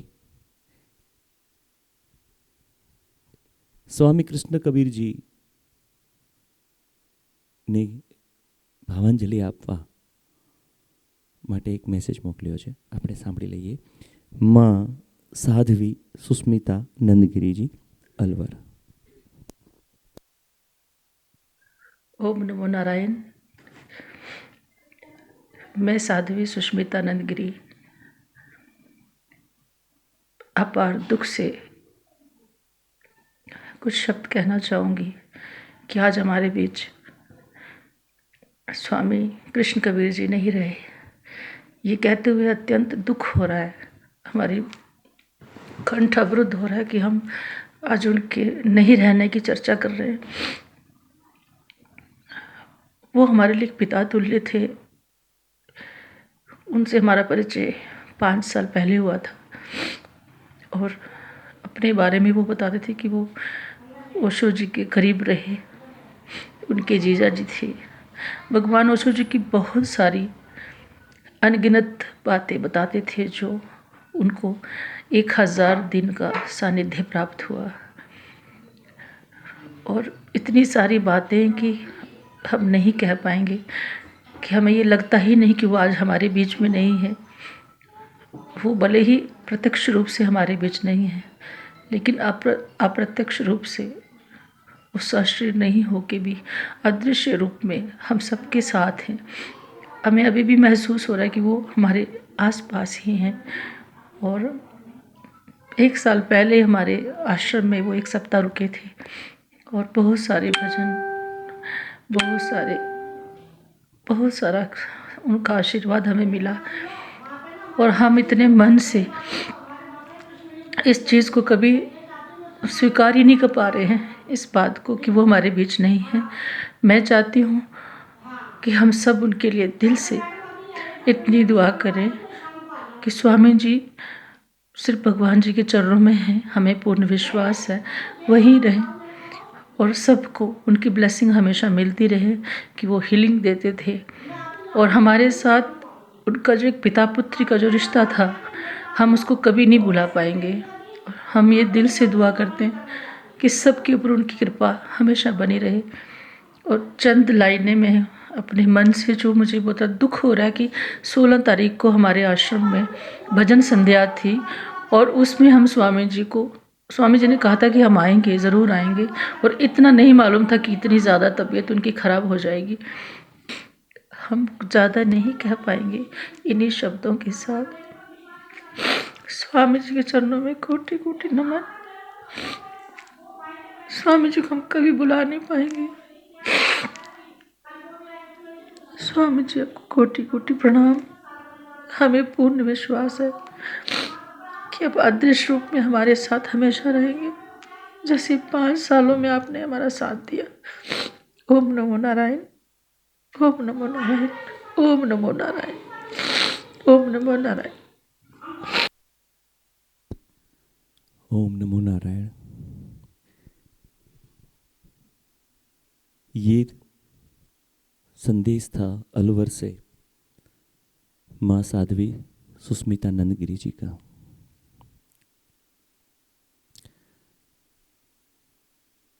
आइए स्वामी जी का एक और अच्छा और बहुत ही महत्वपूर्ण अंश हम सुनते हैं अगली कड़ी में, कि वो कितनी सहजता से बहुत गहरी बात कहे जाते हैं। आइए सुनते हैं अगली कड़ी। હું 10 વર્ષનો હતો ત્યારે કોઈ પડોશી મને પિક્ચર જોવા લઈ ગયા. પિક્ચરનું નામ બે ગુના, અને એની અંદર જય કિશનજી પિયાનો વગાડે. ગાયન મુકેશજી ગાય, પણ એ વખતે પ્લેબેક સિંગર કોણ છે એવું કંઈ ભાન જ ના હોય 10-11 વર્ષના બાળકને. પણ ઘેર જતાં એ ગીત હું ગાવા માંડ્યો. એટલે જે ભાઈ મને પિક્ચર જોવા લઈ ગયેલા એમણે મારા ફાધરને વાત કરી કે તમારો છોકરો તો એક જ વાર ગાયન સાંભળીને ગાય છે. તો પિતાજી મારા ખુશ થઈ ગયા. મને 250 કોટો બુલબુલ તરંગ અપાયો. 420 આવારા બધા ગીતો જેવા આપણે એવા વગાડતો થઈ ગયો. પણ એક વહેમ ભરાઈ ગયો મગજમાં કે મારો અવાજ મુકેશજી જેવો છે, કે ત્યારથી પછી મુકેશજીના ગીતો ગાતો થઈ ગયો. તો આ રીતે મારો મુકેશ પ્રેમ શરૂ થયો. એટલે મનથી મેં એમને ગુરુ માનેલા, અને સ્કૂલ કોલેજમાં બધે પણ ગાતો, પ્રોફેશનલી પણ જતો બહારગામ. બધી જે ઓર્કેસ્ટ્રાવાળા હોય, પેટ્રિક માર્ક્સ, નવીનભાઈ ગજ્જર બહુ ફેમસ હતા એ વખતે. એમની સાથે આણંદ, વિદ્યાનગર બધે જ્યાં જાય ત્યાં જતો, અને મને એક પ્રોગ્રામના 25 રૂપિયા મળતા. અને એ વખતે વોઇસ ઓફ મુકેશ તરીકે બધા ઓળખતા મને. પણ મારા માટે ક્લાઇમેક્સનો દિવસ ક્યારે આવ્યો? અમદાવાદના ઓરિયન્ટ ક્લબની નવા બિલ્ડિંગનું ઉદ્ઘાટન થવાનું હતું. એ વખતે મુકેશ નાઇટનું આયોજન હતું, અને આગલે દિવસે all Gujarat film song competition રાખવામાં આવેલી. તે કોમ્પિટિશનમાં મને પ્રાઇઝ મળેલું, અને એ પ્રાઇઝ મુકેશજીના હાથે બીજે દિવસે મને મળ્યું. પણ જેવું એમણે એનાઉન્સ કર્યું માઇક ઉપર કે ये मेरा दीवानापन है ગાયું, અને એના માટે અમને ઇનામ આપવામાં આવે છે, તો મુકેશજીના ચહેરા પર તમે જુઓ તો ચહેરો ખીલી ગયો. હું તો એમના પગમાં ઢગલો થઈ ગયો. મારા ગુરુ મને એમણે બેઠો કર્યો, ભેટ્યા, અને આ મારો પહેલો પ્રસંગ. પછી તો 1-2 વાર મુંબઈમાં પણ મળવાનું થયેલું મારે, 1 to 1 મળેલો.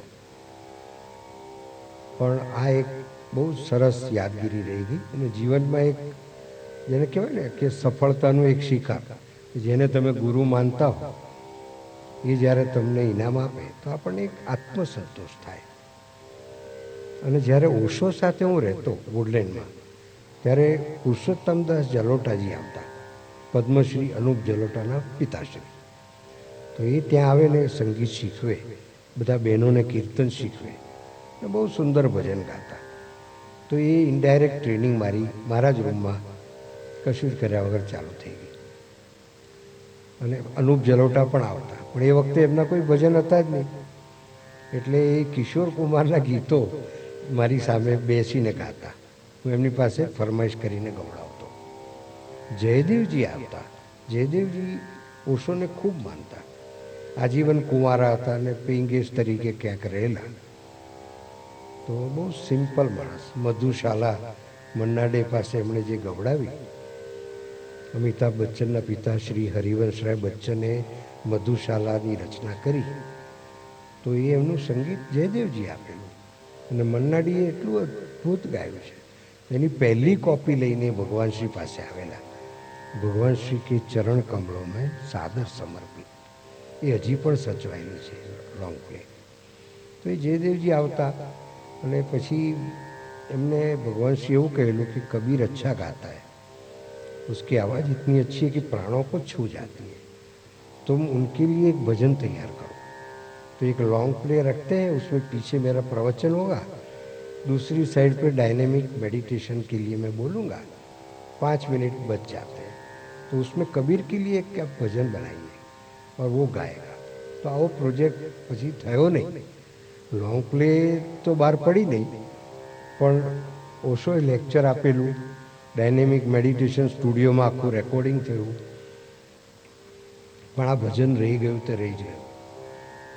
પણ જયદેવજી બહુ પ્રેમપૂર્વક આવતા. અને જ્યારે ઓશોની મિટિંગ હોય એ વખતે તો ભગવાન શ્રી હતા, ઓશો તો બહુ પછી નામ ધારણ કર્યું. તો ધોબી તલાવ પર જ્યારે એમનું પ્રવચન હોય ને, તો એના પહેલાં ભજન ગાતા અમે લોકો, કે જ્યાં સુધી આવે નહીં આચાર્ય શ્રી ભગવાન શ્રી, ત્યાં સુધી હજારો માણસો બેઠા હોય, તો એ લોકોને શાંત બેસાડી રાખવા એ બી એક કામ હતું. તો હરિઓમ શરણ ગાતા અને હું પણ ગાતો. તો હરિઓમ શરણનું પોતાનું પણ કોઈ ભજન નહોતું, એટલે મોહમ્મદ રફી સાહેબના ભજન ગાતા. એ બડી દેર ભઈ કબ લોગે ખબર મોએ રામ, તો એ ભજન એ ગાતા અને ખૂબ આનંદ કરતા અમે. તો એ હરિઓમ શરણ સાથે પણ મારો પરિચય રહ્યો. પછી અહીંયા આવ્યા પછી એક ધાર્મિક સંસ્થામાં હું જતો, તો ત્યાં આગળ ભજન ગાતો. એમાં મ્યુઝિક ડાયરેક્ટર સંજય બોઝ કરીને ત્યાં આવતા, એ પણ એ સંસ્થામાં આવતા. સંજય બોઝ એટલે પ્રીતમ મ્યુઝિક ડિરેક્ટરને તો બધા જાણે જ છે. એમના આસિસ્ટન્ટ તરીકે, મ્યુઝિક એરેન્જર તરીકે 10 વર્ષ કામ કર્યું. પછી પોતાનું ઇન્ડિપેન્ડન્ટ કામ એમને ચાલુ કર્યું. એ સંજય બોઝને ખબર નહીં મારો અવાજ બહુ ગમે, એટલે એમને જ્યારે પહેલું પિક્ચર મળ્યું મ્યુઝિક આપવા માટે, એમણે મને કહી રાખ્યું કે મેરે પાસ જબ કામ આएगा सबसे पहले मैं याद करूँगा. મને એમ કે બધા મ્યુઝિક ડાયરેક્ટરો બધા વાત કરે ફિલ્મ લાઈનમાં, એવી રીતે આ વાત કરતા હશે. પણ એક દિવસ એમનો ફોન આવ્યો सांझे, कल सुबह तुम्हारी मुंबई में रिकॉर्डिंग है और मैं ट्रैक भेज रहा हूँ, श्रेया से रिकॉर्डिंग करवा लिया है, श्रेया घोषाल से, तो ट्रैक पर तुम्हें गाना है. श्रेया की रिकॉर्डिंग हो गई है. હવે એ આખી રાત પીસી હતું એ વખતે મારી પાસે, પર્સનલ કોમ્પ્યુટર. તો આખી રાત મેં સાંભળ્યું તો ખરું. સવારે 5 વાગે કર્ણાવતીમાં બેસી ગયો, 12 વાગે પહોંચી પણ ગયો. મારું ગળું તદ્દન બંધ, પ્રેક્ટિસ પણ હું ના કરી શક્યો. ત્યાં આગળ ગયો ત્યારે એક મિત્ર હતા ત્યાં આગળ, એમણે એમ કહ્યું કે હું એક્યુપ્રેશર જાણું છું. એક્યુપ્રેશર એમણે આપ્યું મને, મારો અવાજ ખુલી ગયો, બોલો માનશો? તો કોઈ પણ રિહર્સલ વગર એ ગીત મેં સીધું જ રેકોર્ડિંગમાં ગાયું. અને એ એમને એટલું બધું ગમી ગયું, પણ મને સંતોષ ના થયો. મેં વિનંતી કરી કે ટ્રેક ઉપર જ ગાવાનું છે ને, ફરીથી 15 દિવસ પછી હું આવીશ જ્યારે ગળું ખુલી જાય. તો એમણે મંજૂર રાખ્યું. પણ મેં ફરી ગાયું ને એના કરતાં ફાઇનલ તો પેલું જ રહ્યું. તો શ્રેયા ઘોષાલ સાથે માતાજીની એક સ્તુતિ હતી, મેં ગાઈ હતી. એ પિક્ચર બન્યું નહીં, પણ બેનર બહુ મોટું હતું. એસ મુખર્જીનું બેનર હતું, શશધર મુખર્જી. તો એ બેનર હેઠળ આવું ગાવા મળેલું મને, એ બી એક. પછી બીજો પરિચય મને થયો સોનુ નિગમ સાથે. સોનુ નિગમ સાથે પરિચય થયો એ કેવી રીતે, મુંબઈમાં એક એક્સાઇઝ કમિશનરના વાઇફ એ બધા પ્રોગ્રામ આવા ઓર્ગેનાઇઝ કરે. તો એમનો મારે પરિચય ઇનડાયરેક્ટ થયેલો કે નરેન્દ્રભાઈ મોદી જ્યારે ચીફ મિનિસ્ટર હતા ગુજરાતના, તેમની આત્મકથા લખવાનું કામ મને મળેલું. તો એના ઉદ્ઘાટન વખતે લતા મંગેશકર આવે અને એવો મેં આગ્રહ રાખેલો કે પુસ્તકનું વિમોચન થાય ત્યારે લતાજીનો કાર્યક્રમ રાખવો ગુજરાતમાં. એક પણ થયો નહોતો. નરેન્દ્રભાઈને આઈડિયા બહુ ગમ્યો. એમણે કહ્યું પણ કે સિક્યોરિટીનો પ્રોબ્લેમ થાય, હમણાં ગોધરાના તોફાનો થયા છે ને, સજેશન તમારું બરાબર છે. પણ એ રેફરન્સમાં આ અર્ચના ડાંગે, એમનું નામ મિસિસ અર્ચના ડાંગે, એનો પરિચય થયેલો. પછી એને સોનુ નિગમ નાઇટ કરવા માટે મને પૂછ્યું. મેં કહું ભાઈ હું કંઈ જ્યોતિષી નથી. તો કે ના, આપ મુझे बताइए होगा कि नहीं. मैं कहा चलो होगा, गप्पू. मैं तो ब्लफ करूँगा. बोली ब्लफ करके भी जवाब दो. तो 5 સવાલ પૂછે, 5 જવાબ સાચા. સોનુ નિગમ નાઇટ થઈ. સોનુ નિગમ એમ કે 7મી જાન્યુઆરી મારો જન્મદિવસ છે, થશે કે કેમ. તો સોનુ નિગમે તારીખ પણ આપી અને પછી ત્યારથી દોસ્તી હજી પણ સોનુ નિગમ સાથે ચાલુ છે. સોનુ નિગમની મહાનતા છે કે આટલા લાખો ફોલોઅર્સ હોય તેમ છતાં પણ અધ્યાત્મના લેવલે અમારે ટ્યુનિંગ છે.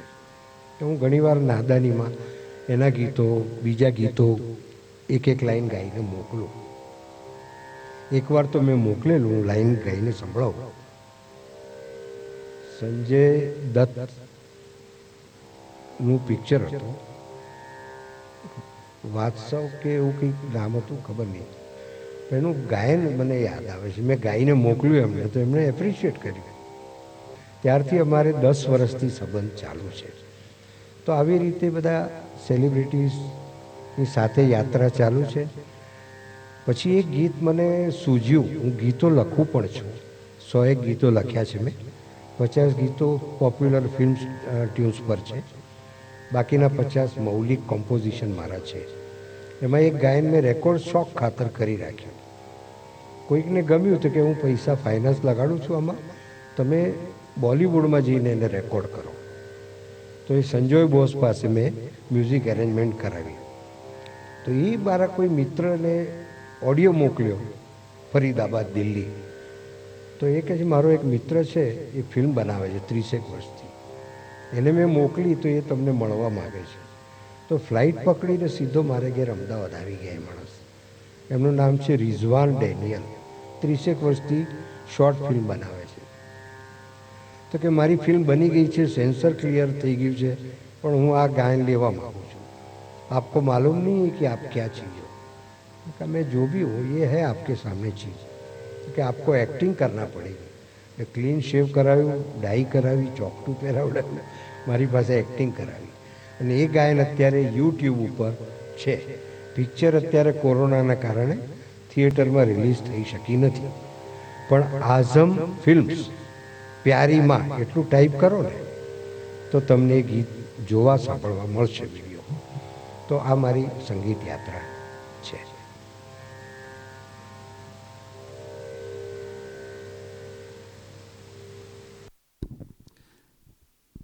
સ્વામીજીને સાંભળવામાં જે રસ પડે છે અને જે અમુક અલભ્ય વાતો જે આપણને ખબર ન હોય એ એમની વાણી થ્રુ, એમના પોતાના અવાજથી આજે આપણે સાંભળીએ છીએ, એ બહુ મોટી વાત છે.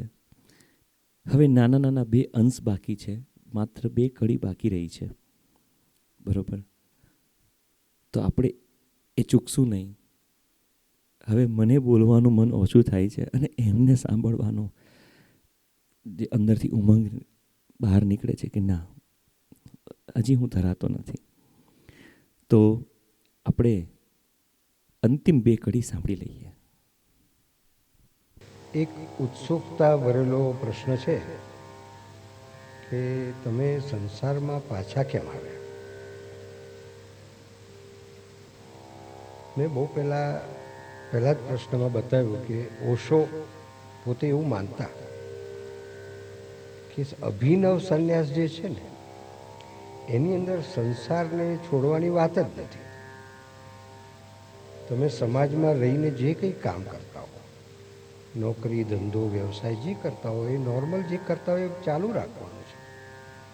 ઇવન તમે લગ્ન કરી શકો છો, સામાન્ય જીવન તમે જીવો છો એ રીતે જીવી શકો છો તમે. એ જ આ અભિનવ સંન્યાસની વિશેષતા છે. અને ઓશો પોતે પણ કોઈ દિવસ કોઈ જગ્યાએ કોઈ ગુરુ કરીને રહ્યા હોય અને કોઈ સાધના કરી હોય કે એવી રીતે નહીં, એમ જીવનમાં સાધના બહુ કરી, પણ કોઈ યમ નિયમ કોઈ ગયા ને એમણે પાળ્યા હોય એવું નહીં.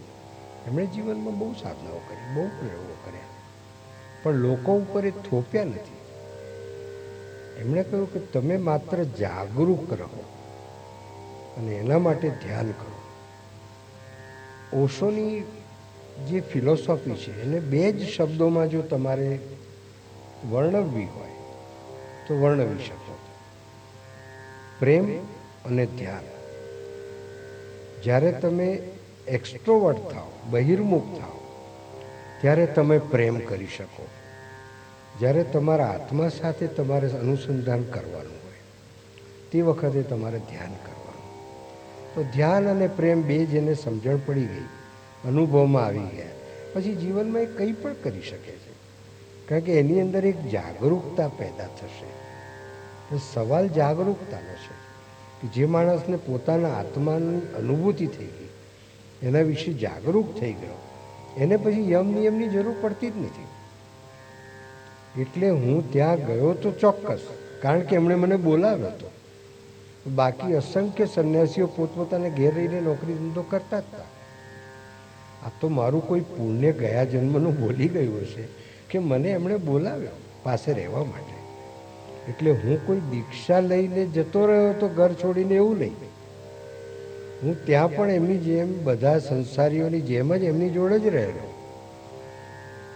ખાલી સ્થળ બદલાયેલું, બાકી બીજા સંન્યાસીઓમાં અને મારામાં કોઈ પણ વ્યવહારમાં, જીવનના અંદર કોઈ પણ ફેરફારો થયેલા જ નહીં. એટલે હું ગયો હોઉં તો પાછો આવું ને. એક શહેરમાંથી બીજા શહેરમાં ગયેલો, યસ ચોક્કસ.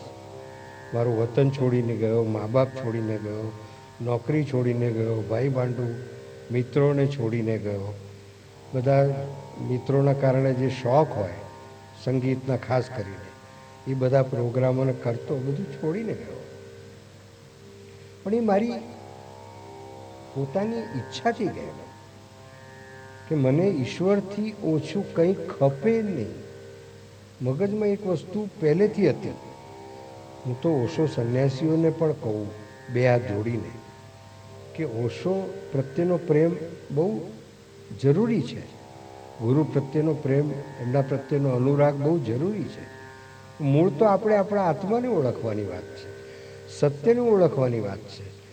ગુરુ ગમે તેટલો સક્ષમ હોય, સમર્થ હોય, પ્રિય હોય, પણ એક સીડી છે.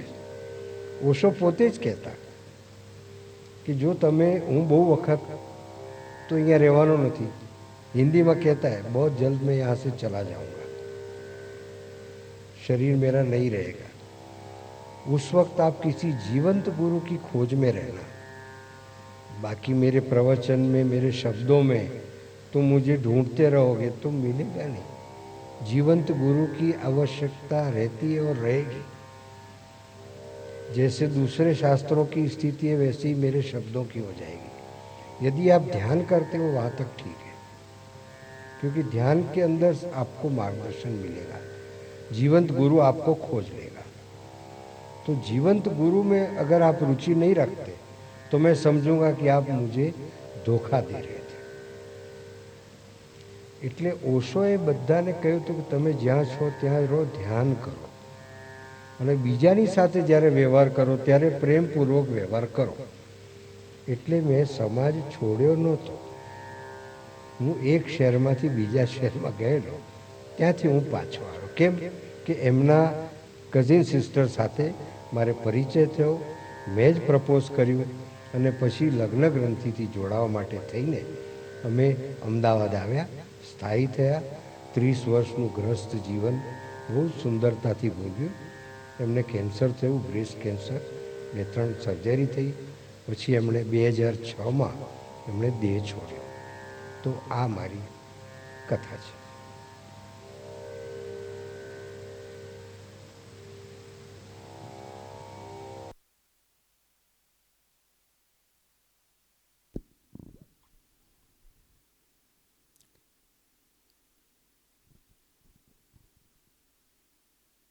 એમના લગ્નની વાત કરી. ગુરુ સાથે પણ એક પારિવારિક સંબંધ બંધાણો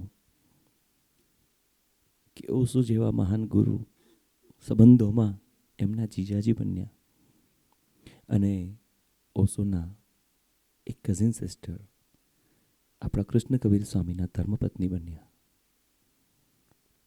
આ વાત આપણે એમના મોઢેથી સાંભળી. હવે એક અંતિમ કડી આ ભાવાંજલિની આપણે એમને સાંભળીએ, જે આપણા માટે મૂકીને ગયા છે.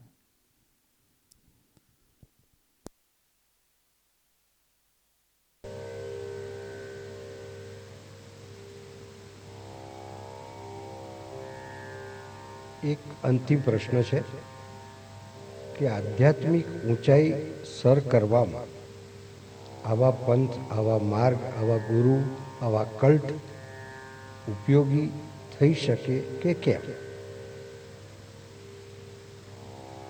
તો એનો આપણે ઉત્તર શોધવાનો પ્રયત્ન કરીએ. દરેક જીવને જ્યાં સુધી પોતાના સ્વરૂપને ઓળખશે નહીં ત્યાં સુધી એને ચેન નહીં પડે. અને પોતાના સ્વરૂપને નહીં ઓળખવાની આ સજા છે. અને પોતાના સ્વરૂપને ઓળખવા માટે થઈને જીવનમાં પ્રયાસ કરવો જ પડશે, સભાનપણે પ્રયાસ કરવો પડશે. અચેતનમાં તો જીવ જે છે ને એ છટપટાહટ કર્યા જ કરશે. જ્યાં સુધી આત્માને તમે નહીં ઓળખો ત્યાં સુધી એ જીવ તમને શાંતિથી બેસવા નહીં દે. તમે ગમે એટલું સિદ્ધિ મેળવશો, દુનિયાભરની સંપત્તિ મળી જાય, બધા ભોગ ભોગવી લેશો, તો પણ ચિત્તની અંદર એક અતૃપ્તિનો બોધ રહેશે અને રહેશે. કેમ કે આપણે આત્માને ઓળખવા માટે આ જન્મ લીધો છે. અને પ્રકૃતિની વ્યવસ્થા કેવી છે કે તમારે કોઈ સ્કૂલની અંદર કે ક્લાસની અંદર જઈને ભણવાનું નથી, કોઈ પુસ્તકો કે શાસ્ત્રો નથી. પ્રકૃતિ તમને જીવતા જ શીખવાડે છે. તમે જન્મ્યા રડશો એટલે તમને માતા સ્તનપાન કરાવશે. તમે થોડાક મોટા થશો એટલે તમે બાખોડિયા ભરશો, પછી ઊભા થવાનો પ્રયત્ન કરશો. પ્રકૃતિ તમને પાડશે.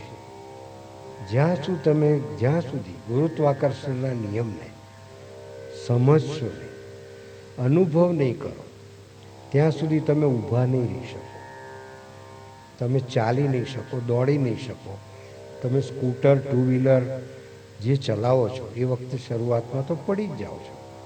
ધીરે ધીરે તમને એનું સંતુલન ખબર પડે છે કે તમારા શરીરનું મધ્ય કેન્દ્ર ક્યાં છે અને પૃથ્વીના ગુરુત્વાકર્ષણ સાથે એનો તાલમેલ કેવી રીતે બેસાડવો. જ્યાં સુધી એ સમજણ નહીં પડે ત્યાં સુધી તમે પડશો, આખડશો, ઢીચણ છોલાશે, તમે રડશો. પણ એક સમય એવો આવશે કે તમે ઊભા રહેતા શીખી જશો. પ્રકૃતિની શીખવવાની આ પદ્ધતિ છે. તમને અવસર આપ્યા કરશે. પ્રભુ કૃપા કોને કહેવાય? તમને ખૂબ પૈસા આપે, તમને ખૂબ દેખાવ આપે, તમને ઘણી બધી શક્તિઓ, સિદ્ધિઓ આપે, એ કૃપા નથી. ઈશ્વરની કૃપા એ છે કે તમને અવસર આપ્યા જ કરશે. જગજીતસિંહ પ્રખ્યાત ગઝલ ગાયક થઈ ગયા આપણા. એક દાખલો આપતા પ્રવચનની અંદર ગાતા ગાતા એકદમ પછી એક પ્રોગ્રામમાં હું ગયો, સામે એક પહેલવાન બેઠા હતા. જેવી ગઝલ મારી પૂરી થઈ એમણે કહ્યું કે મુકર્રર, એ વન્સ મોર, ફરીથી ગાઓ.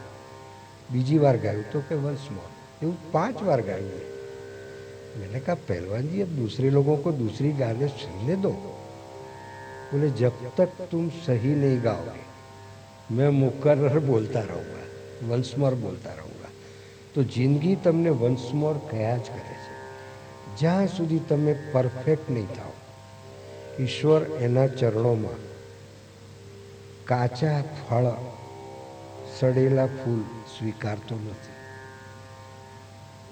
પરફેક્ટ ફ્લાવરિંગ સાથે તમે એના ચરણોમાં જાઓ એવું એ તમને એવી રીતે તૈયાર કરે છે. એટલે અવસર તમને આપ્યા જ કરે છે. એટલે તમારી અંદર આ ક્યાસ કેટલી છે એ મહત્ત્વનું છે.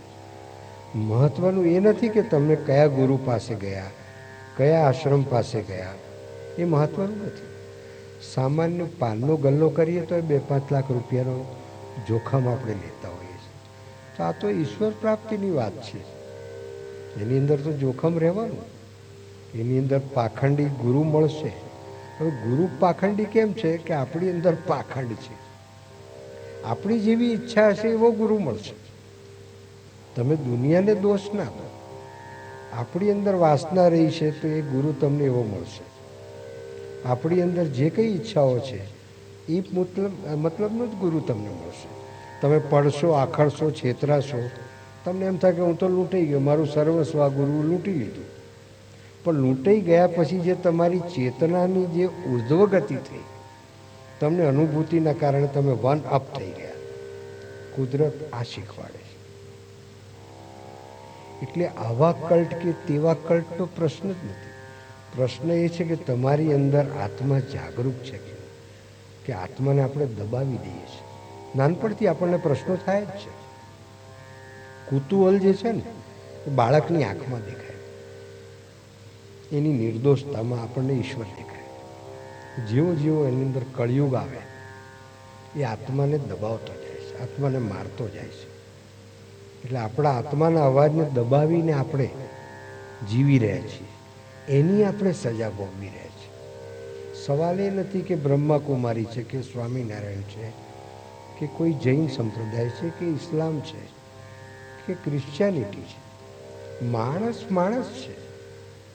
અવતારી પુરુષ તો સંદેશો આપીને જતો રહે એનું કામ કરીને. એની પાછળ રહેનારા માણસો, એ લોકોના પોતાની નબળાઈઓ, પોતાની મર્યાદાઓ, લિમિટેશન્સ જેને કહીએ, એના કારણે યુદ્ધો થયા છે. ધર્મના કારણે જેટલા યુદ્ધ થયા છે એટલા તો કોઈના કારણે નથી થયા.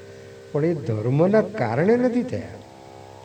ધર્મને સ્વીકારનાર મન, જે માનવ મન છે, એ હંમેશા બધું તોડીને જોડીને જોવા ટેવાયેલું નથી, બધું તોડીને. એટલે એમાંથી યુદ્ધ થાય.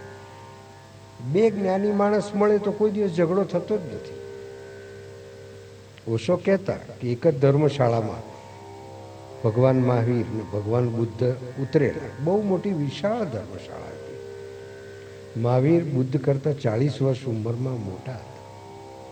બંનેના શિષ્યોને એમ થયું કે આપણે બંને અને ભેગા કરીએ અને એમના સત્સંગને આપણે માણીએ. પણ બંને જણાએ ઈચ્છા બતાવી જ નહીં કે મળવું છે. મહિનો રહેલા બધા જ. એમના બંનેના શિષ્યો મળે તો કોઈ દિવસ બંને મળ્યા નહીં. મળવાની જરૂર શું છે? કહેવા પણ કંઈ રહ્યું જ નથી. બીજો એક દાખલો આપું કે ફ્લાઇટની અંદર પ્રમુખ સ્વામી યાત્રા કરતા હતા. સ્વામિનારાયણ સંપ્રદાયના અક્ષર પુરુષોત્તમના સ્થાપક, સંસ્થાના સ્થાપક. એમની બાજુમાં એમના સેક્રેટરી બેઠેલા. એક સાઉથ ઇન્ડિયન પાછળ બેઠેલા. એમને એમ થયું કે હું પ્રમુખ સ્વામી સાથે સત્સંગ કરું. એટલે સેક્રેટરીને એમણે વિનંતી કરી કે મે આઈ sit with Pramukh Swamiji, I would like to have satsang with you. એ પેલા અંગ્રેજીમાં જવાબ આપ્યો કે he doesn't know English, how can you communicate. એમને તો અંગ્રેજી આવડતું જ નથી, તમે સત્સંગ કેવી રીતે કરશો? તો કે એ તમે અમારા બંને પર છોડી દો, તમે ખાલી પૂછો. એટલે પ્રમુખ સ્વામીએ હા પાડી. એટલે પેલા લોકોએ સીટ અદલા બદલી કરી અને સાઉથ ઇન્ડિયન ભાઈ પ્રમુખ સ્વામીની જોડે આવીને બેઠા. 10 મિનિટ બેઠા, એક પણ શબ્દની આપલે થઈ નહીં. પછી પેલા સાઉથ ઇન્ડિયને સેક્રેટરીને ઇશારો કર્યો કે તમે તમારી જગ્યાએ આવીને બેસી જાઓ. પેલા કહે છે કે but you have not spoken a single word, neither of you. એ પ્રમુખ સ્વામી से आप पूछ लेना, you can better ask him. Pramukh સ્વામીને પૂછ્યું કે તમારે વાતચીત થઈ ગઈ? તો કે હા, અમારે વાતચીત થઈ ગઈ. તો જ્યારે જે જ્ઞાન દશામાં હોય એને ખબર પડી જાય છે કે વાત કરવા જેવું કંઈ છે નહીં. આ જવાબ છે. પણ એ સ્થિતિ બુદ્ધિથી તમે માપી નહીં શકો. જ્યાં સુધી તમને સમાધિમાં કે કોઈ પણ સદગુરુ મારફતે તમને જ્ઞાન ના થાય ત્યાં સુધી તમને ખબર નહીં પડે. એટલે માનવ માત્ર જે છે ને એ આ લડ્યા જ કરવાનું. ને એ બી પ્રકૃતિનું પ્રોગ્રામિંગ છે. રાવણ વગર રામાયણ તમે કલ્પના કરો, દુર્યોધન વગર મહાભારતની કલ્પના કરો, કોણ વાંચશે? એવી ફિલ્મ હોય કે જેની અંદર કોઈ સેન્સેશન જ ના હોય, તમે 3 કલાક બેસી ના શકો. એટલે જે પ્રોગ્રામિંગ કોસ્મિક પ્રોગ્રામિંગ કહીએ એને અસ્તિત્વનું પ્રોગ્રામિંગ છે, એ જડબે સલાક છે. એટલે ભગવાનની ભૂલ કાઢવાની, ભૂલ કરવી જોઈએ નહીં. બહુ શાંતિથી મને સાંભળ્યા બદલ ખૂબ ખૂબ આભાર. સૌને વંદન.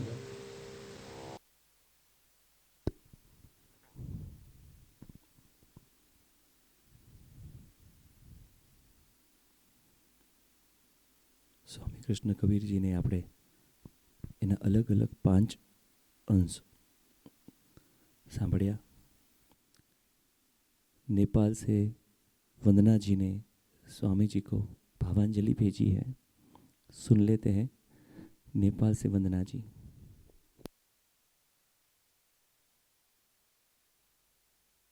प्रणाम आप सभी को. मैं वंदना नेपाल से, और मैं चिरातन ब्रह्मचारी कृष्ण कबीर जी को हार्दिक श्रद्धांजलि अर्पित करती हूँ. और उन्होंने जो मुझे प्रेम दिया उसके लिए मैं उनका बहुत बहुत धन्यवाद करती हूँ. परमात्मा उनको सदा अपनी शरण में रखें और उनका वैकुंठ में वास हो. प्रणाम. ये पूरे स्वरांजलि सिंगिंग एकेडमी के परिवार की ओर से, मेरी ओर से, मेरे गुरु भाई स्वामी कृष्ण कबीर जी को एक भावांजलि थी, एक प्रेमांजलि थी, एक पुष्पांजलि थी. बस आज इतना ही. हरिओम तत्सत. जय भगवान. ओम नमो नारायण. महादेव हर.